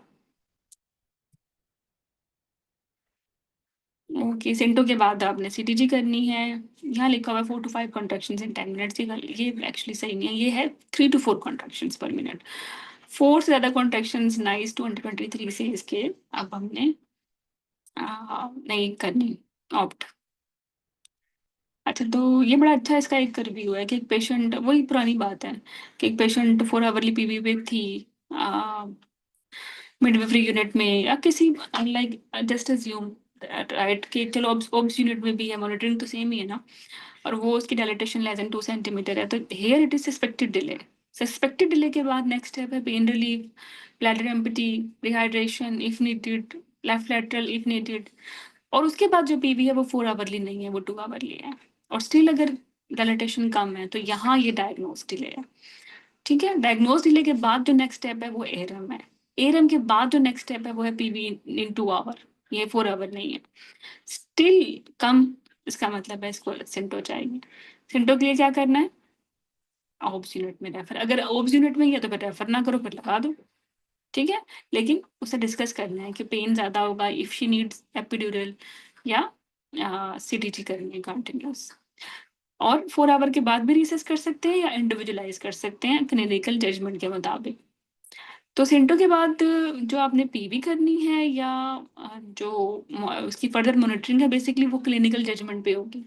बट रूटीन में हम इसको 4 आवर के बाद देखते हैं। अगर लैलेटेशन इंप्रूव हो गई तो गुड, कंटिन्यू करो routine care, individualised routine care. और अगर पीवी पे अगर स्टिल पुअर प्रोग्रेस है, अब आपने कॉन्ट्रैक्शन भी ऑप्टिमाइज कर दी, अभी भी डिलीवर नहीं हो रही, तो कोई ना कोई हिडन मैल पोजिशनिंग, कोई ना कोई अंदर रोल है, तो इसको फिर कंसिडर करो for caesarean section after consultant review. यहाँ सेकेंडरी रेस्ट लिखा हुआ है, तो what is primary rest? Primary rest ये होता है कि प्राइमरी डिस्फंक्शनल लेबर, अभी लेबर स्टार्ट ही नहीं हुई, एक्टिव लेबर तो है, एस्टेब्लिश लेबर 4 सेंटीमीटर, बट 4 भी अटक गई है या 5 भी अटक गई है, 6 भी अटक गई है, मतलब नॉर्मल पैटर्न अचीव नहीं किया और अरेस्ट हो गया, उसको बोलते हैं प्राइमरी अरेस्ट। सेकेंडरी रेस्ट से मुराद ये है कि एस्टेब्लिश लेबर के बाद नॉर्मल डायलिटेशन का पैटर्न अचीव हुआ है 4 आवरली 2 सेंटीमीटर, उसके बाद वो अरेस्ट हुआ है, उसको हम बोलते हैं सेकेंडरी अरेस्ट। जो प्राइमरी ग्रेविडाज होती हैं उसमें ये जो अरेस्ट होती हैं प्राइमरी या सेकेंडरी, उसकी रीजन बेसिकली पुअर कॉन्ट्रैक्शंस या इनएफिशिएंट यूट्राइन कॉन्ट्रैक्शंस हैं, और मल्टी में ये सीपीडी होता है। Got it? अच्छा, एक सिनेरियो अगर मैं दूं, एक पेशेंट की कॉन्ट्रैक्शंस एआरएम करने के बाद एक्सीलेंट हो गई हैं, मतलब 4 या 10 में, क्या उसको आपने सिंटो देनी है अगर डायलिटेशन उसकी स्टिल बैड है? नहीं देनी, ठीक है? सिंटो तभी देंगे आफ्टर एआरएम अगर कॉन्ट्रैक्शंस पुअर है। ओके, कुछ सिनेरियोज हैं, जैसे 5 सेंटीमीटर पेस 4 आवर के बाद स्टिल 5 सेंटीमीटर है, तो क्या करना है? रीसेस करें and 2 hour. Next is fetal heart rate ठीक है और ये मल्टी है, इसमें भी स्टक हो गई है, कॉन्ट्रैक्शंस पुअर है, पुअर कॉन्ट्रैक्शंस या डिसेंट रोटेशन का ना होना अगेन सस्पेक्टेड लेबर है, जब भी सस्पेक्टेड लेबर आएगी तब भी रिसेस इन 2 आवर। फिर 4 आवर के बाद परसिस्टेंट लेट डिसेलरेशन है। परसिस्टेंट लेट डिसेलरेशन में काज ढूंढनी थी, काज अगर होती तो हम वो चूज करते कि हम इसको रिव्यू करें कि व्हाट इज द काज, वो तो है नहीं, तो इसलिए कैटेगरी 1 सेक्शन। मतलब अगर काज मिल भी जाए ठीक नहीं होती तो करना तो फिर भी कैटेगरी 1 सेक्शन है ना। तो अगर स्टेप वाइज अप्रोच में फर्स्ट स्टेप मिसिंग है तो बाय डिफॉल्ट की will be the second step. Okay, so far we did labour stages, अब नॉर्मल स्टेज, अब फर्स्ट स्टेज, अब हम सेकंड स्टेज की बात करते हैं, थोड़ी सी डिफिकल्ट होगी but I will try to make it simple. If you are thinking I am a bit fast, आप थोड़ा सा कम करके सुन सकते हो 0.5 पे मुझे, या दोबारा भी सुन सकते हो, ठीक है? Okay, so second stage comes, इसमें दो फेजेस हैं, पैसिव और एक्टिव। पैसिव में जो है पेशेंट की एक्सपल्सिव एफर्ट्स नहीं होती और एक्टिव में एक्सपल्सिव एफर्ट्स होती हैं। अगर पेशेंट एपिड्यूरल लगा हुआ है ना तो वो मोबाइल पोजीशंस हर तरह की नहीं ऑप्ट कर सकते, विदाउट एपिड्यूरल वाली मोबाइल पोजीशंस हर तरह की ऑप्ट कर सकती है, but make sure second stage में एपिड्यूरल लगा है या नहीं लगा हुआ, वो सीधे नहीं लेटेगी स्पाइन, ठीक है? या तो वो करवट पे लेटेगी या राइट, या मोबाइल अगर कोई एपिड्यूरल नहीं लगा। पुशिंग बहुत तंग करेगा आपको, तो इसको थोड़ा सा मैं डिटेल में बता देती हूँ। पुशिंग 3 तरह की होती है, एक स्पॉन्टेनियस जो कि एपिड्यूरल जिनको नहीं लगाते वो खुद से फील करती हैं, डिलेड होती है जो कि एपिड्यूरल वालों को हमें में फील होती है बाद में थोड़ी देर के बाद, या डायरेक्टेड होती है, वो भी हम एपिड्यूरल में ही कहते हैं जब हमारी बर्दाश्त जवाब दे जाए, मतलब कट ऑफ टाइम से ज्यादा बात चली जाए। तो ये 3 तरह की पुश हैं, spontaneous, delayed and directed. Spontaneous epidural का पार्ट है, डिलेड और डायरेक्टेड आप एपिड्यूरल में देखते हैं, नो एपिड्यूरल के साथ है स्पॉन्टेनियस, और डिलेड और डायरेक्टेड एपिड्यूरल के साथ देखते हो। तो basically what happens with spontaneous, जब पेशेंट को फील होता है पुश करना वो कर देती है, क्योंकि कौन सा उसको कोई एनेस्थीसिया वगैरह मिला हुआ है एपिड्यूरल टाइप, तो ये नेचुरल है, लेस फटीगनेस होती है उसकी, ठीक है? डिलेड मतलब थोड़े टाइम के बाद उसको फील होती है सेंसेशन विद एपिड्यूरल, कितना 1 to 2 hour after full dilatation, ये इतना डिले हो सकती है। आपको अगर पेशेंट फुल्ली एपिड्यूरल लगा हुआ है तो 2 आवर तक वो टस से मस नहीं होने वाली बिकॉज ऑफ एपिड्यूरल, तो इसी वजह से एपिड्यूरल सेकंड स्टेज लॉन्ग करता है। लेकिन फिर आप उससे खुद से डिलेड पुशिंग कराओ, ये ना करो कि जैसे ही फुल्ली हुई है एपिड्यूरल लगा हुआ है तो उसे को पुश करो, वो थक जाएगी, और एग्जॉस्ट की वजह से होने की वजह से ही आपको इंस्ट्रूमेंट लगाना पड़ जाएगा, तो डोंट प्लीज। आप उसको कहो कि अभी पुश ना करें for few hour 1 or 2 hour, और इसमें पैसिव फेज को कंप्लीट होने दें ताकि वो थोड़ा डिसेंट हो हेड, ठीक है? इससे क्या होगा, डिसेंट अलाउड हो जाएगी। Got it? अच्छा, अगर पेशेंट स्पेसिफिकली नली पैरा है ना, मल्टी नली दोनों के लिए ठीक है, बट स्पेशली फॉर नली की बात कर रही हूँ। डायरेक्टेड पुशिंग ये है कि आपने उसको गाइड करना है हाउ टू पुश, क्योंकि ये नली है, इसको पहले से पता नहीं है पुश करने का ना, और ऊपर से एपिड्यूरल भी लगा हुआ है, तो she don't know about the labour and push, so you will guide her how to push. इसे कहते हैं गाइडेड पुश। इससे एक फायदा होगा कि नली में सेक्शन का रेट कम हो जाता है। That is very important thing which you must no. Okay, तो जो डायरेक्टेड पुशिंग अगर नली में हो तो सेक्शन का रेट कम हो जाता है, बट अगर डायरेक्टेड पुशिंग मल्टी में हो ना, तो उसमें इंस्ट्रूमेंटल डिलीवरी का रेट कम हो जाता है। आगे देखेंगे आप अभी। So advise nulliparous movement with an epidural directed pushing rather than spontaneous push may reduce the likelihood rate of unplanned section. Delayed directed pushing up to 2 hours after full dilatation may shorten the active second stage of the labor. Advise multiparous movement with epidural that के delayed directed pushing 1 our के बाद करनी है, तो उससे उनका instrument delivery का risk कम हो जाएगा, जो कि मैंने भी तुम लोगों को बताया है। तो बेसिकली मल्टी में क्या होता है, डायरेक्टेड पुशिंग से ऑब्वियसली एपिड्यूरल में दोनों में डिले ही कराना है हमने, तो ये इससे इनका इंस्ट्रूमेंट डिलीवरी का रिस्क कम होगा मल्टी में, और नली में सेक्शन का रिस्क कम होगा। Both are different. दिखने में एक जैसे लग रहा है कि एपिड्यूरल एपिड्यूरल दोनों में डिलेड दोनों में डायरेक्टेड पुशिंग डायरेक्टिंग पुशिंग, लेकिन एक फर्क है। जो नली है उसमें आफ्टर 2 आवर है, एंड जो मल्टी है उसमें 1 आवर है। भैया 2 और 1 आवर क्या है आगे बताती हूँ। तो बस प्राइमरी में सेक्शन कम होगा अगर आप डायरेक्टेड पुशिंग डिले कराते हो, और मल्टी में जो है वो इंस्ट्रूमेंट डिलीवरी का रिस्क कम होगा। ठीक है, अगर पुशिंग इफेक्टिव नहीं है तो फिर हम क्या कर सकते हैं, what are the other choices. हम उसको सपोर्ट प्रोवाइड कर सकते हैं, उसकी पोजीशन चेंज कर सकते हैं, उसका ब्लैडर एम्पटी कर सकते हैं। ठीक है, सेकेंड स्टेज में पुश के बाद जो इम्पोर्टेंट चीज़ है वो ये है कि सस्पेक्टेड डिले क्या है और कंफर्म डिले क्या है। सो ये पेशेंट है नल्ली, ये पेशेंट है मल्टी। ठीक है, ये नल्ली का कंपैरिजन साथ कर लिया, ये मल्टी का साथ कर लिया। दोनों क्या है, विदाउट एपिड्यूरल, दोनों में विदाउट एपिड्यूरल। ठीक है, तो विदाउट एपिड्यूरल या विद एपिड्यूरल, अगर ओवरऑल तुम लोग देखो तो ड्यूरेशन ऑफ लेबर सेम ही है। मजे की बात है ये। ठीक है, लेकिन एपिड्यूरल में एक एडिशनल चीज है, और वो है actually passive phase of second stage, वो ज्यादा बड़ी हो जाती है।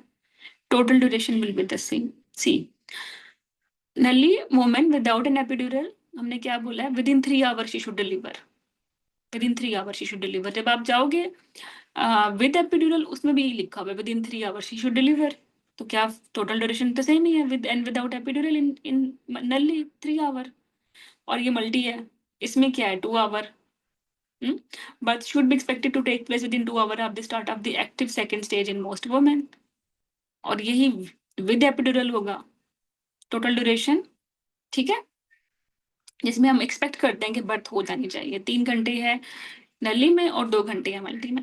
ठीक है, लेकिन जो सस्पेक्टेड और डायग्नोज डिले है वो उसकी डेफिनेशन चेंज है।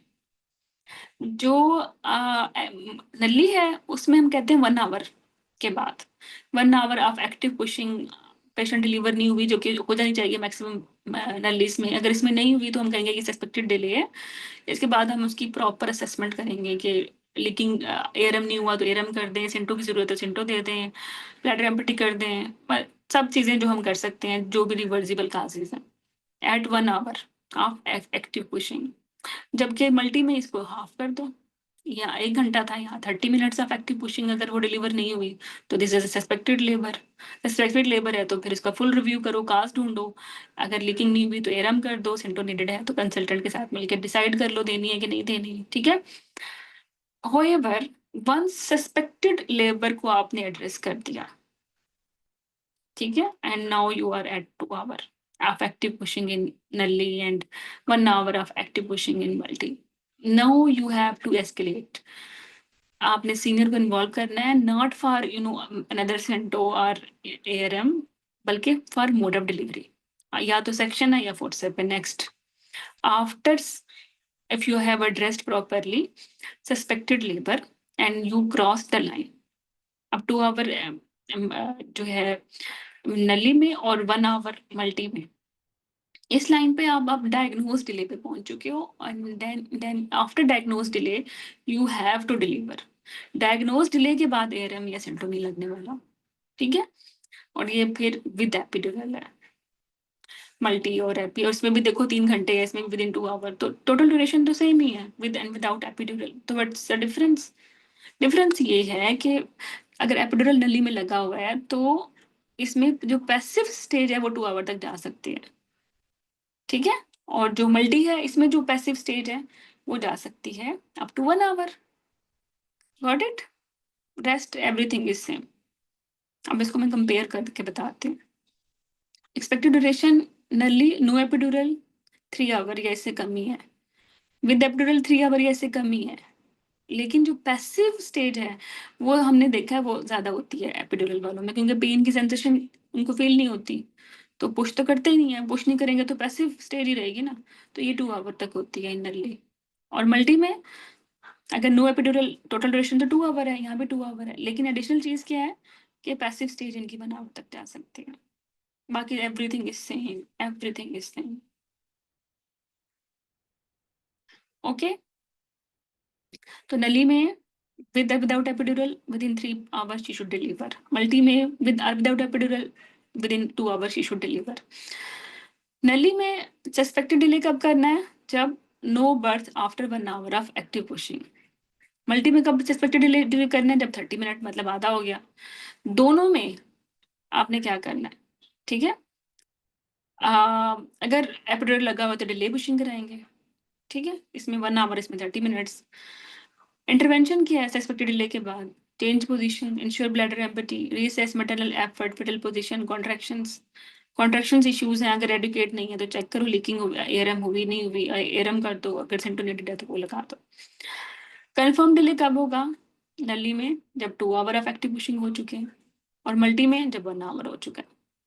After confirm delay senior review कराना है डिलीवरी के लिए, वापस नहीं जाना एआरएम और सेंटो लगाने के लिए, डिलीवरी करो अर्जेंट, ठीक है। या तो सेक्शन होगा या फिर उसकी होगी normal delivery through instrumented delivery. Prolong हो गई है ना, अब तो prolong second stage is indication of instrumented delivery ना, अगर हो सकती है, वरना तो फिर सेक्शन। तो ओके, इसको भी छोड़ दो, इससे तो अच्छा मैं पढ़ा दिया।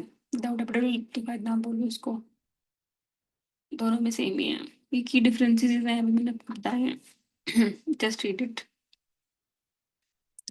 कुछ सिनेरियोस काफी सारे डाले हैं, आपने क्लिक केयरफुल इनको जस्ट पढ़ना है, ठीक है।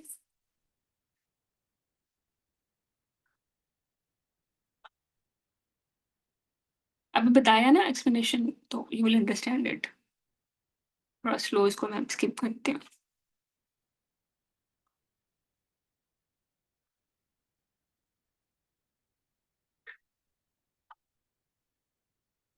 वैसे तो ये सारे सिनेरियोज भी discussed on Telegram, but relevant है क्योंकि ये समझ नहीं आएगा डिले आपको अदरवाइज, दोबारा रख दिए हैं to make your life more easy, so you can reread with delays.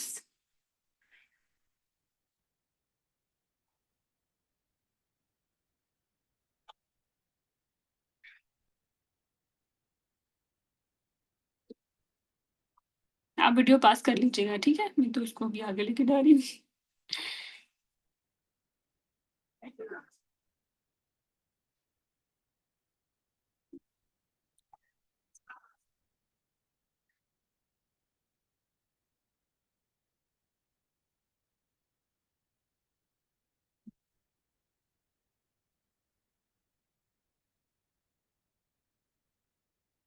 अच्छा, कंफर्म डिले के बाद सपोर्ट प्रोवाइड कर दो, ट्रांसफर कर दो इफ नीडेड, अगर पहले इस ओब्स यूनिट में है तो ना करो, फिर सीनियर रिव्यू। और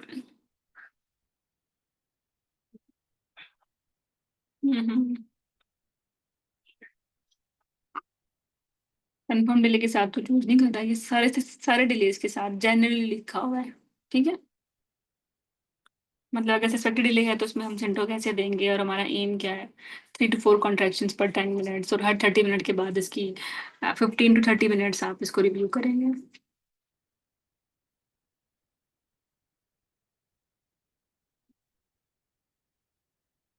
डायरेक्टेड पुशिंग में पुश आपने ड्यूरिंग एक्सेल कराना होता है, इनहेल नहीं।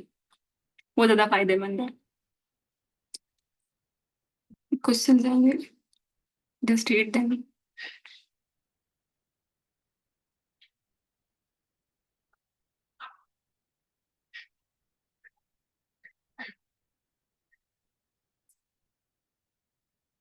अगर डिले सस्पेक्टेड है तो हम क्या करते हैं, जो काजेज होती हैं उनको एड्रेस करते हैं, ठीक है।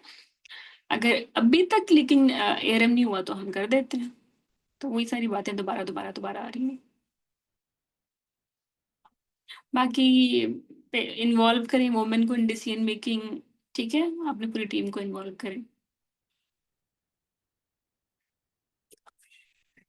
Okay, so pain management we have done already, we know we will do.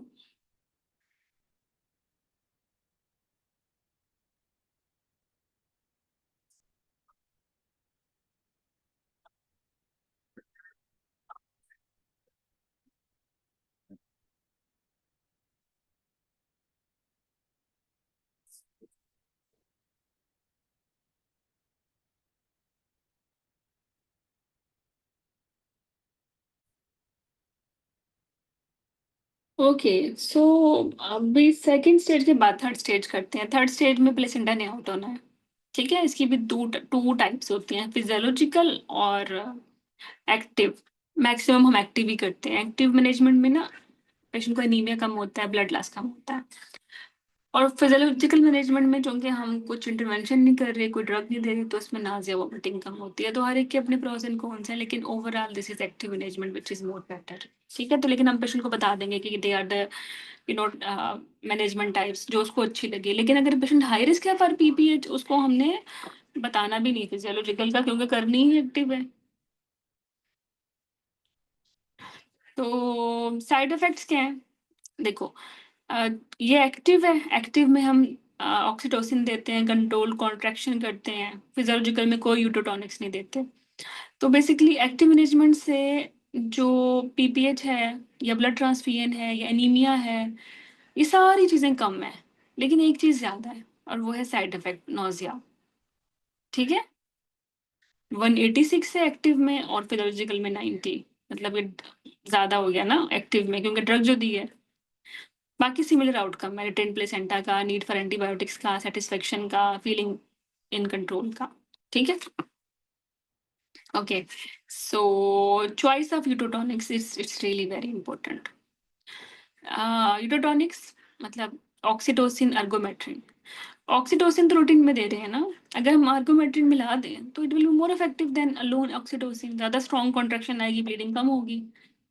लेकिन आपने हर पेशेंट में नहीं अर्गट सिंटोमेट्रिन दे देनी है। आपने हाई रिस्क पेशेंट में देनी है, जिनको प्रीवियस पीपीएच हो, जिनकी मल्टीपल प्रेगनेंसीज हो, ठीक है। तो वो पेशेंट्स जो नॉर्मल डिलीवर हुए, जो हाई रिस्क हैं, उनमें सिर्फ सिंटो नहीं देनी, उनमें अर्गोमेट्रिन भी देनी है, प्रोवाइडेड दैट कि उनमें hypertension, preeclampsia, cardiac, liver, kidney diseases नहीं है, क्योंकि उनमें अर्गोमेट्रिन नहीं देते। अगर आपने अर्गोमेट्रिन दी है सिंटो के साथ, तो फिर आपने एंटीमेटिक्स साइक्लिजिन भी ऐड करनी है। गॉट इट, क्योंकि नाजिया होता है यूटोटॉनिक से। सो अगर एक पेशेंट जिसकी नॉर्मल डिलीवरी हुई है, उसको ट्विन प्रेगनेंसीज है, तो वो पीपीएच के लिए हाई रिस्क है ना, तो उसमें आपने ऑक्सीटोसिन के साथ अर्गोमेट्रिन देनी है। बट अगर एक पेशेंट की ट्विन प्रेगनेंसी है, उसका सेक्शन हुआ है, सेक्शन वाली पेशेंट को विद और without in pregnancy, this guideline says, and it was updated in 2024 slightly, कार्बोटेसिन देनी है, ठीक है। सेंटो नॉर्मल डिलीवरी में जा रही है, syntometrine normal delivery high risk patient में जा रही है, कार्बोटेसिन सेक्शन में जा रही है, सेक्शन खुद ही हाई रिस्क है, ठीक है। कार्बोटेसिन टीसिन बेसिकली क्या होती है, कार्बोटेसिन सिंटो का सिंटोसिन या ऑक्सीटोसिन की एक्टिव फॉर्म है ये सिंटो ही। मतलब ज्यादा प्रोलॉन्ग इसकी हाफ लाइफ है, तो बार बार डोज रिपीट नहीं करनी पड़ती।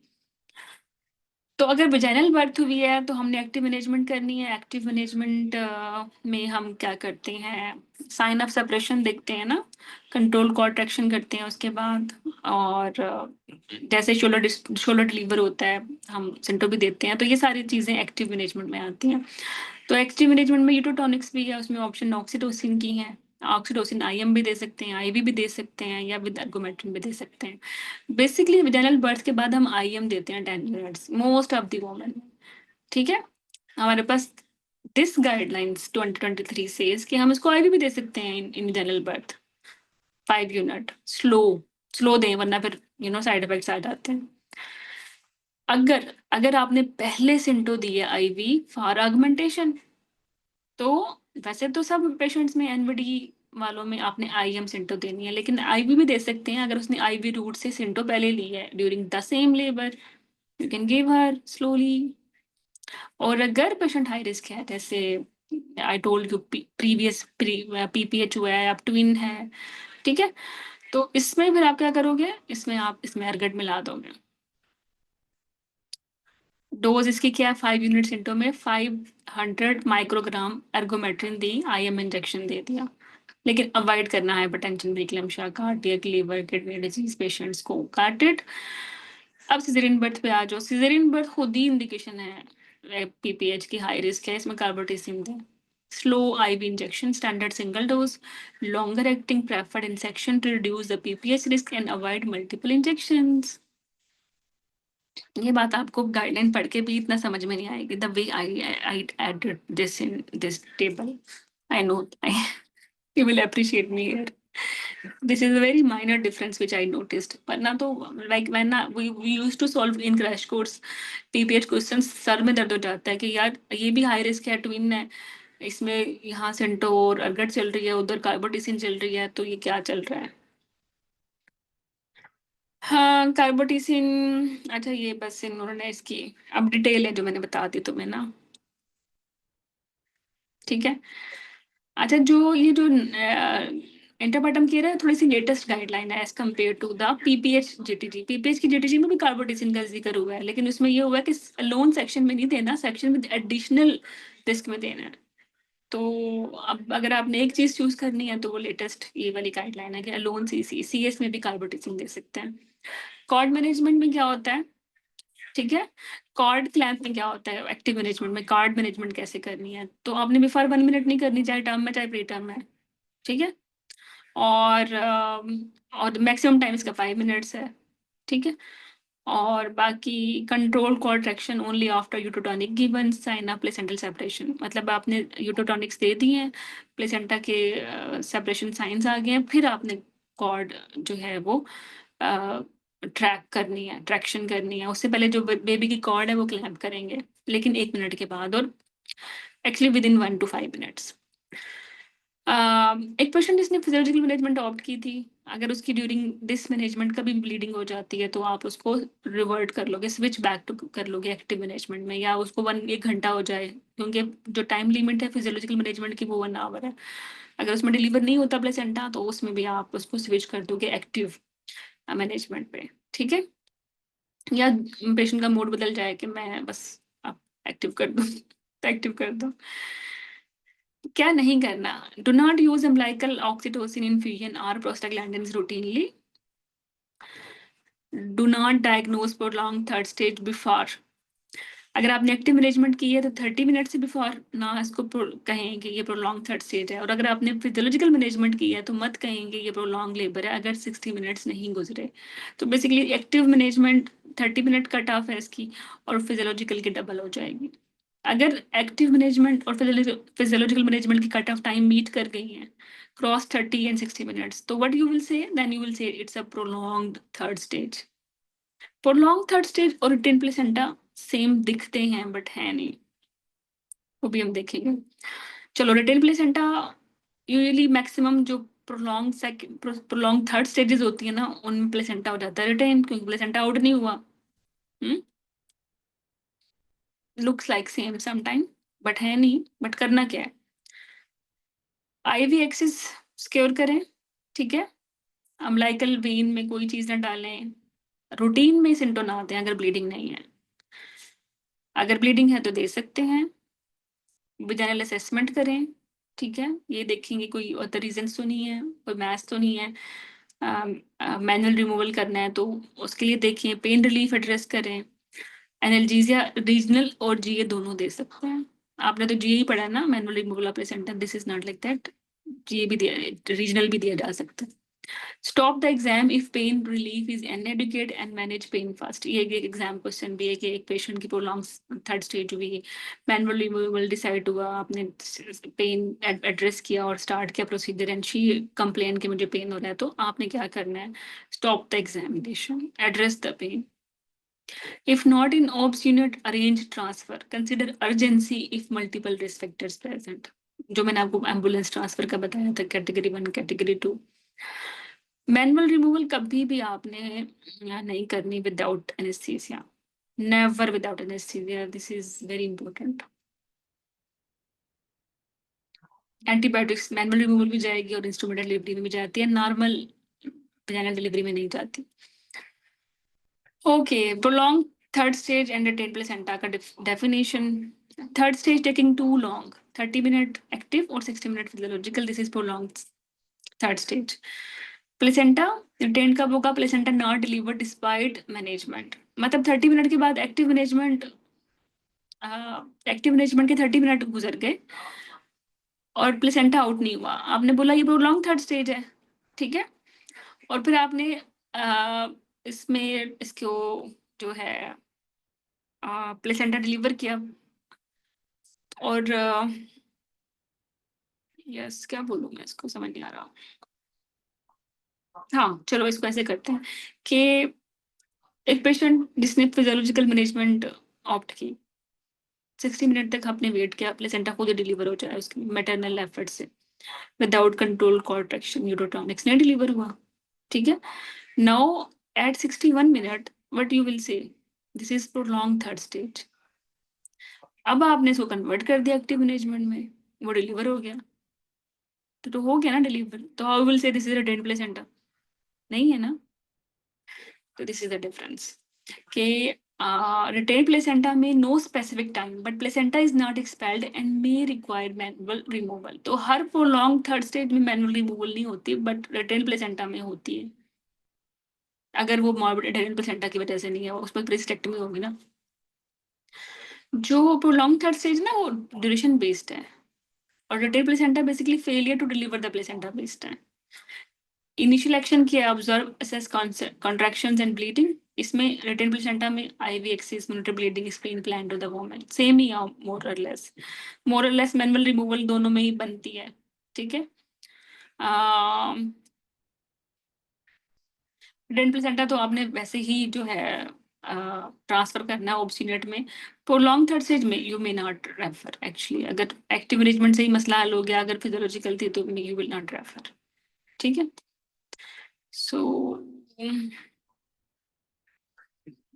ये हम करते हैं, पीपीएच के रिस्क फैक्टर्स हैं, previous PPH, placenta accreta, preeclampsia, haemoglobin कम, बीएमआई 35 से ज्यादा, grand multi, APH, multiple pregnancies, fibroids, intrapartum risk, prolong labour, sepsis, forceps section, shoulder dystocia, delayed placenta, others में ये जो एसएसआरआई एसएनआरआई हैं ये भी पीपीएच का रिस्क बढ़ा देते हैं, ठीक है।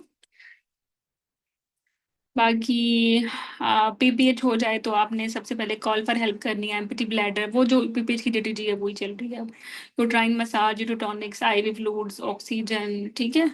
ड्रग्स हैं सारी, टेबल्स जो टेबल 12 है नाइस गाइडलाइन का, वो दफा देख लीजिएगा, but we have covered maximum in PPH GTG. Carboprost की अप टू 8 डोजेस देते हैं, वी हैव कवर्ड इट ना। ट्रांसमिक एसिड 1 ग्राम देना है, repeat in 30 minutes if needed, we covered it. Support provide करनी है, सिस्टम प्रेपेरेडनेस वगैरह करनी है, लाइक एम्बुलेंस वगैरह रेडी रखें।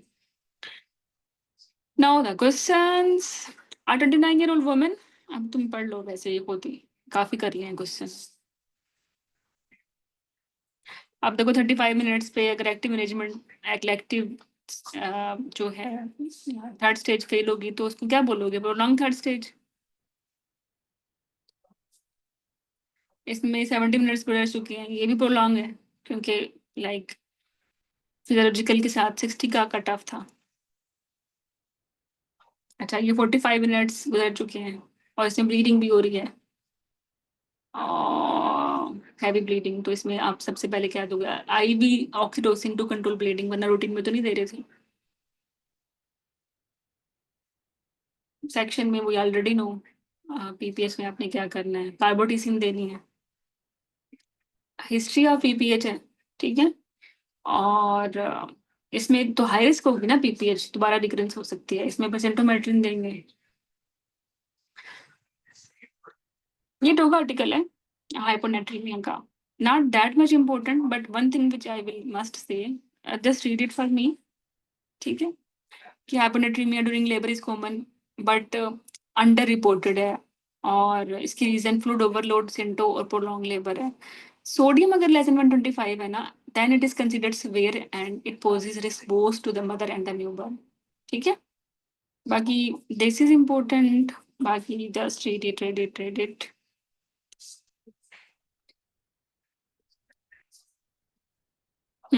मैनेजमेंट कैसे करनी है? फ्लूइड रिस्ट्रिक्शन करनी है अगर सोडियम लेस देन 130 है। सिंटो बंद कब करनी है? अगर सोडियम लेस देन 125 है, ठीक है। This is important which I want to tell, कि सिंटो कब बंद करनी है,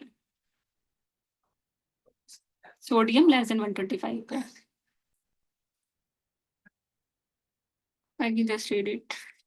ये भी कुछ टेबल्स हैं, बट ये भी इतनी खास इंपॉर्टेंट नहीं है, वरना तो कितने ही टॉप आर्टिकल हैं, बंदा मरना चाहे इतने कर करके। तो अगर लाइक पेशेंट लेबर में है, तो कब आपने सोडियम देखना है? जब आप सिंटो दे रहे हो, ठीक है। फार इंडक्शन या पीपीएच में, या dextrose and variable insulin regime पे है पेशेंट, या positive fluid balance more than 1500 ml आ गया, या सोडियम लेस देन 135 है। तो ये जो पॉजिटिव फ्लूइड बैलेंस है, ये भी फ्लूइड रिटेंशन की तरफ जा रहा है, और ये सोडियम जो कम हो रही है लेस देन 135, ये भी इंपॉर्टेंट है। लेस देन 130 इंपॉर्टेंट है, और लेस देन 125 तो ज़्यादा इंपॉर्टेंट है, दिस इज लाइक दैट। तो इसमें आपने सोडियम मॉनिटर करना है। सोडियम अगर 130 से ज़्यादा आ रहा है, तो कोई फ्लूइड रिस्ट्रिक्शन की ज़रूरत नहीं है, ठीक है। Repeat sodium if risk factor still present in 8 hours and, या फिर फ्लूइड बैलेंस 1500 प्लस हो जाए। Got it? 130 पे आप एक तो आपको पता हो कि जो सोडियम है वो रूटीन में हम चेक नहीं करते लेबर में, अनटिल अनलेस इंडिकेशन ना हो। इंडिकेशन में जो मैक्सिमम इंडिकेशन है वो ये है कि पॉजिटिव फ्लूइड बैलेंस आ रहा है, आपने चेक कर ली, उसमें अगर वो 130 से ज़्यादा है, तो कोई ज़रूरत नहीं है फ्लूइड रिस्ट्रिक्शन की, लेकिन रिपीट करा लो बिकॉज पॉजिटिव फ्लूइड बैलेंस आ गया। 125 से 130 पे क्या करना है? इसमें फ्लूइड रिस्ट्रिक्ट करना है 80 ml/आवर, रिपीट करना है सोडियम को इन 4 आवर, इन्फॉर्म करना है सीनियर को, इन्फॉर्म करना है न्यूट्रोलॉजिस्ट को। और अगर ये 125 से भी कम आ रहा है, तो आपने फ्लूइड रिस्ट्रिक्ट करना है, यहाँ 80 किया था, यहाँ 30 करेंगे, या 4 घंटे में रिपीट कराया था, यहाँ 2 घंटे में रिपीट कराएंगे, ठीक है। यहाँ स्टॉप करा देना है इफ इन यूज, यहाँ ऐसा नहीं है। और एम्ब्रॉयडरी आ गए, परसिस्टेंट सिम्टम्स है उसमें, फिर सीसीयू इन्वॉल्वमेंट आ गई, ठीक है। और इसमें फिर आप रिप्लेस भी करोगे, नॉर्मल सलाइन दोगे जिसमें सोडियम होती है, डायरेटिक्स दोगे फ्लूइड ओवरलोड के लिए। तो this is very important table, only this important which I really want from this whole talk article, with induction augmentation सिंटो के साथ आप ये जरूर करेंगे। सिंटो बेसिकली बंद कब करनी है, ठीक है। और फ्लूइड रिस्ट्रिक्शन 80 ml कब करना है, 30 ml कब करनी है। Exam question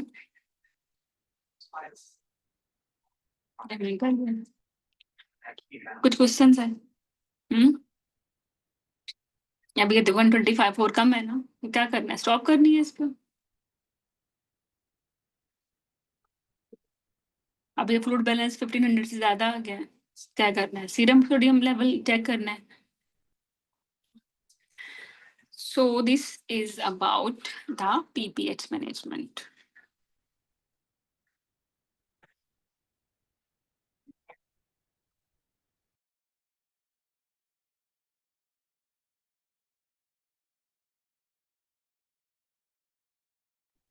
Okay, now we will do the pain relief during labor and delivery positions.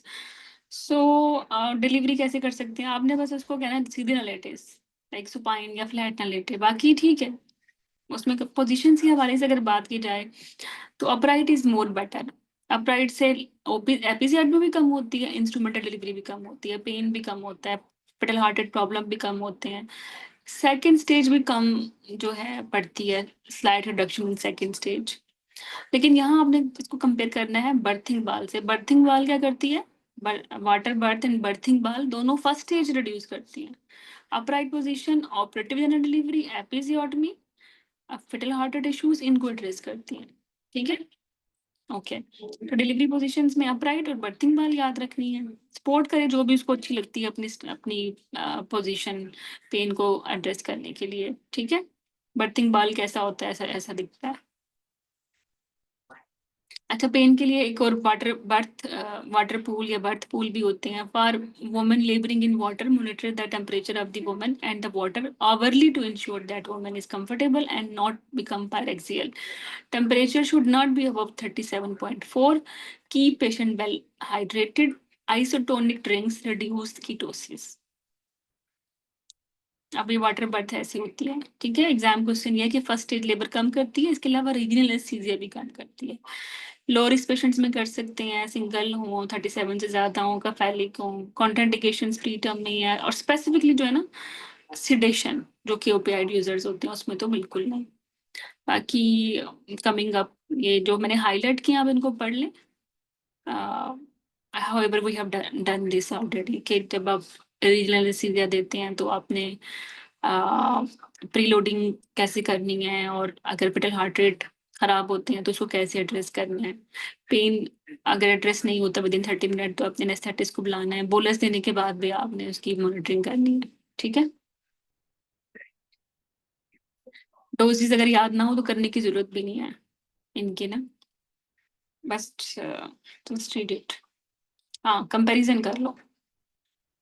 So first stage में हम क्या करते हैं, हम पेशेंट को कहते हैं कि भाई पेन कम करने के लिए ब्रीदिंग टेक्निक्स हैं, बाथ ले ले, टेंस की भी ऑप्शन है, एंटोनॉक्स की भी ऑप्शन है, ओपियाइड्स मोस्ट कॉमनली गिवन है, पेथिडिन, डायमॉर्फिन, बट एंटीमाइटिक साथ में देंगे। इसके अलावा नॉर्मल विजाना डिलीवरी में रेमिफेंटानिल भी दे सकते हैं, पेशेंट कंट्रोल एनेस्थीसिया लोन, जैसे कि सेक्शन में तो लोन सफिशिएंट नहीं था लेकिन एनवीडी में ही सफिशिएंट है। अच्छा, इस पेशेंट के को ऑप्शन में हम फार्माकोलॉजिकल के अलावा रीजनल भी बता सकते हैं। ठीक है, स्टेराइल वाटर इंजेक्शंस का बता सकते हैं। अगर बैक पेन है तो ये और भी अच्छे हैं, इसको कम करते हैं। इफेक्टिव है 3 आवर, ये न्यू एडिशन है स्टेराइल वाटर इंजेक्शंस इन 2023। ठीक है, वाटर इमर्जन भी कर सकते हैं, मॉनिटरिंग, कंसेंट चॉइस, ये सब चीजें। तो ये फर्स्ट स्टेज ऑफ लेबर में जो पेन मैनेजमेंट है वो इन सब तरीकों से कर सकते हैं। सेकंड स्टेज में भी जो ले रही थी कंटिन्यू करेगी जो आपने फर्स्ट स्टेज में कहा था, या शी कैन ऐड एपिड्यूरल, या एपिड्यूरल के साथ वो ये भी है कि वो उसको कंटिन्यू कर सकती है। थर्ड स्टेज की मैनेजमेंट में भी ये सेक्शन हो गया तो उसमें भी वो पोस्ट ऑप देगा। However, don't enter birthing pool within 2 hours of opioid use, और आप या पेशेंट रोजी भी हो तो। ठीक है, बाकी रूटीन में हमने पेन मैनेजमेंट कर लिया है तो उसको जरा दफा रीड कर ली।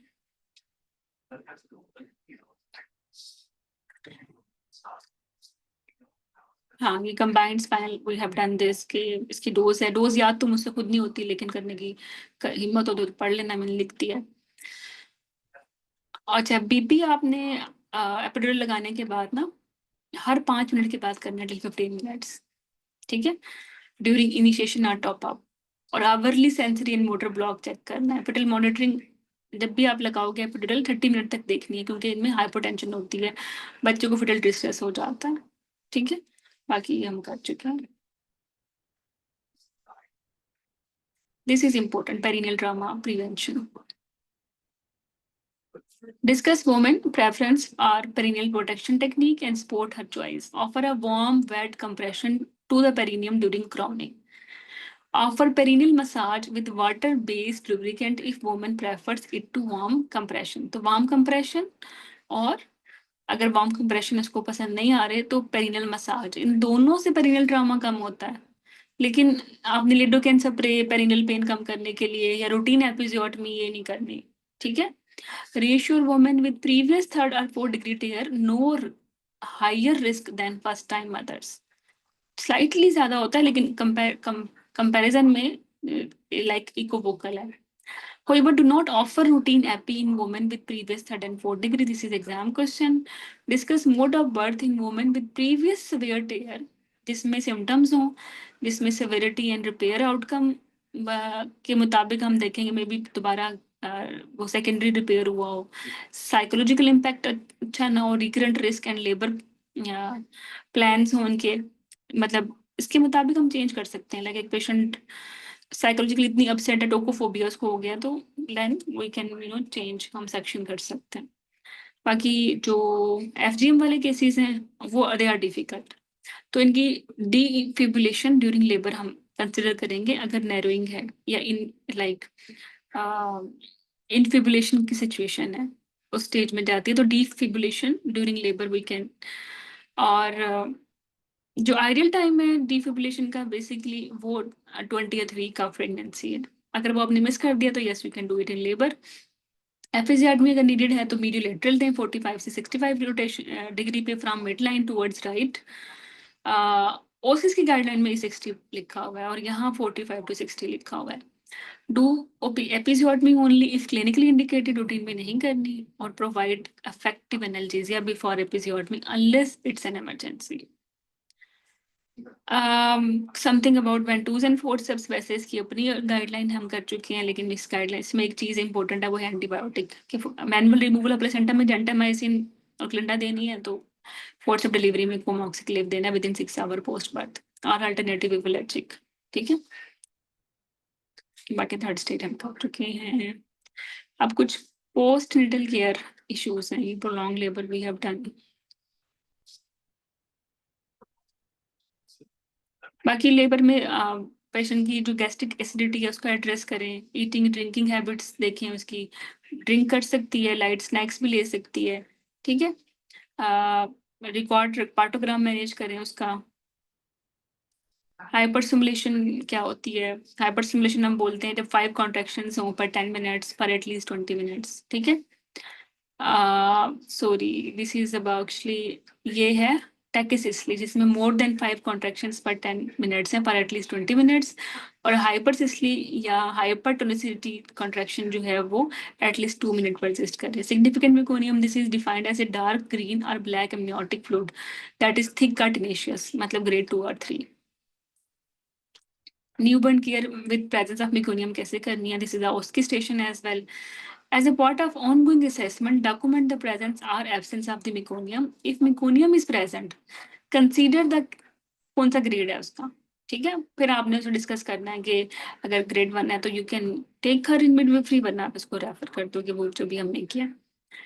और मेकोनियम की मैंने अपनी एक स्लाइड बनाई है, like it's not in this NICE intrapartum care guideline, but if you will do it आपको अच्छा लगेगा कि मेकोनियम में वाटर 95% होता है, रिमेनिंग 15% में सिक्रीशंस होती हैं इंटेस्टिन की, सॉलिड जो होते हैं उसमें प्रोटीन और लिपिड्स होते हैं। Meconium begin to develop in the fetal gut around 10th week.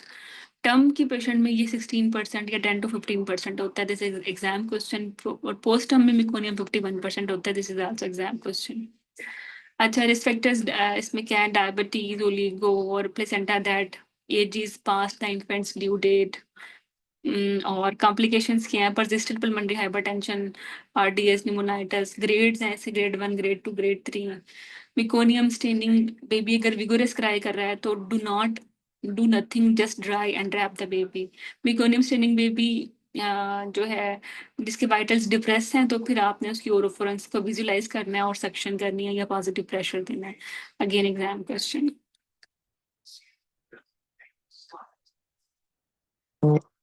Initial assessment बच्चे की एपगार स्कोर देखें 1 and 5 मिनट्स में। ठीक है, कलर देखें, ब्रीदिंग देखें, माउथ टंग फॉर सेंट्रल ऑक्सीनेशन देखें, और ब्रीदिंग पैटर्न देखें। पुअर कंडीशन एट बर्थ है तो उसको लाइक फॉलो करें न्यूनेटल नेशनल रिसर्वेशन गाइडेंस के मुताबिक। पेयर्ड कॉर्ड ब्लड गैसेस लें अगर रिसर्वेशन की है, कॉर्ड क्लैंपिंग करें, second clamp must be available in all settings.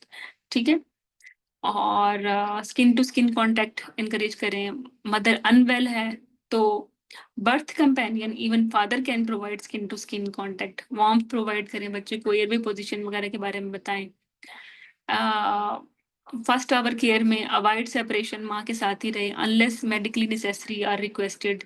Delay करें इस दौरान बाथ या मयरिंग, उसको अपनी माँ के साथ रहने दें। ब्रेस्ट फीडिंग इनकरेज करें within 1 hour of the birth. ठीक है, early initiation improve the success rate of breast feeding. Post first hour क्या करना है, फिर आप उसकी असेसमेंट करें, head circumference, weight, temperature, physical examination, ये सब चीज़ें।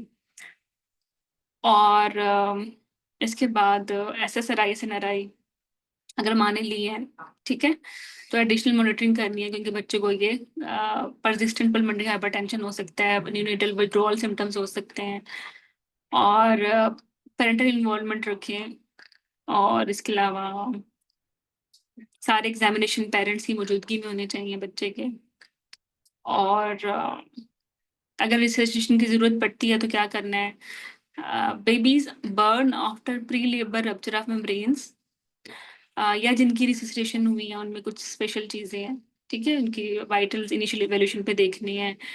और जहाँ डिलीवरी होती है वहाँ रिसर्चेशन इक्विपमेंट्स होने चाहिए, रेडी स्टाफ होना चाहिए, ट्रांसफर पाथवेज फुली डेवलप्ड होने चाहिए।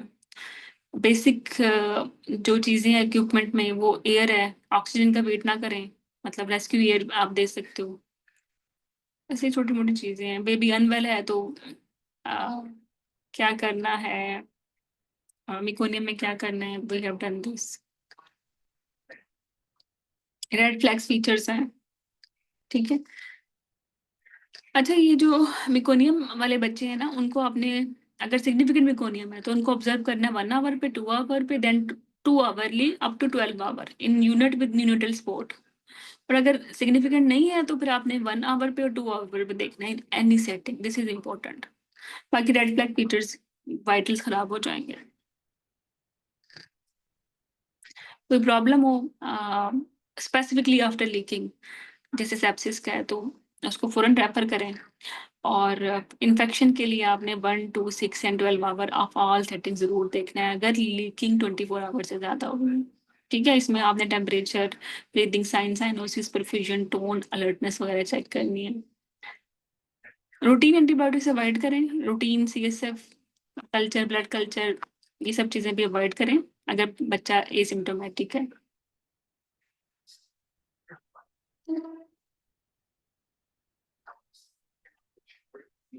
अच्छा, बाकी तो हम सब चुके हैं कि लाइक अगर पेशेंट आउट नहीं हुआ तो फिर उसको डिलीवर करना, रेफर करना है ऑप्स यूनिट में। पेरियल ट्रामा की जो टाइप्स हैं, we have done them in OSCEs, लेकिन just read it. First stay degree में स्किन, सेकंड डिग्री में मसल्स, थर्ड डिग्री में एनल स्फिंक्टर्स, फोर्थ डिग्री में एनल एपिथेलियम। असेसमेंट करनी है, just read it because more detail will you will see in OSCEs, obs, anal sphincter, JTG। After care में pain management है, और analgesia है, इसकी stitching technique, suturing technique, all details we have done in its own GTG. But as it's written here, so I am just showing up कि वो अपने like woman को guide करेंगे, अपने आप को नीट कैसे रखे, पेन रिलीफ के बारे में बताएं। Okay, so that was lost. जो टर्म हमने अभी बड़ी थी कि फाइल लिखा, हाइपर सिमुलेशन और सिग्निफिकेंट मेकोनियम, वो क्या है, वो इस गाइडलाइन के एंड पे थी। And here we have officially ended this joint guideline. अल्लाह हाफिज।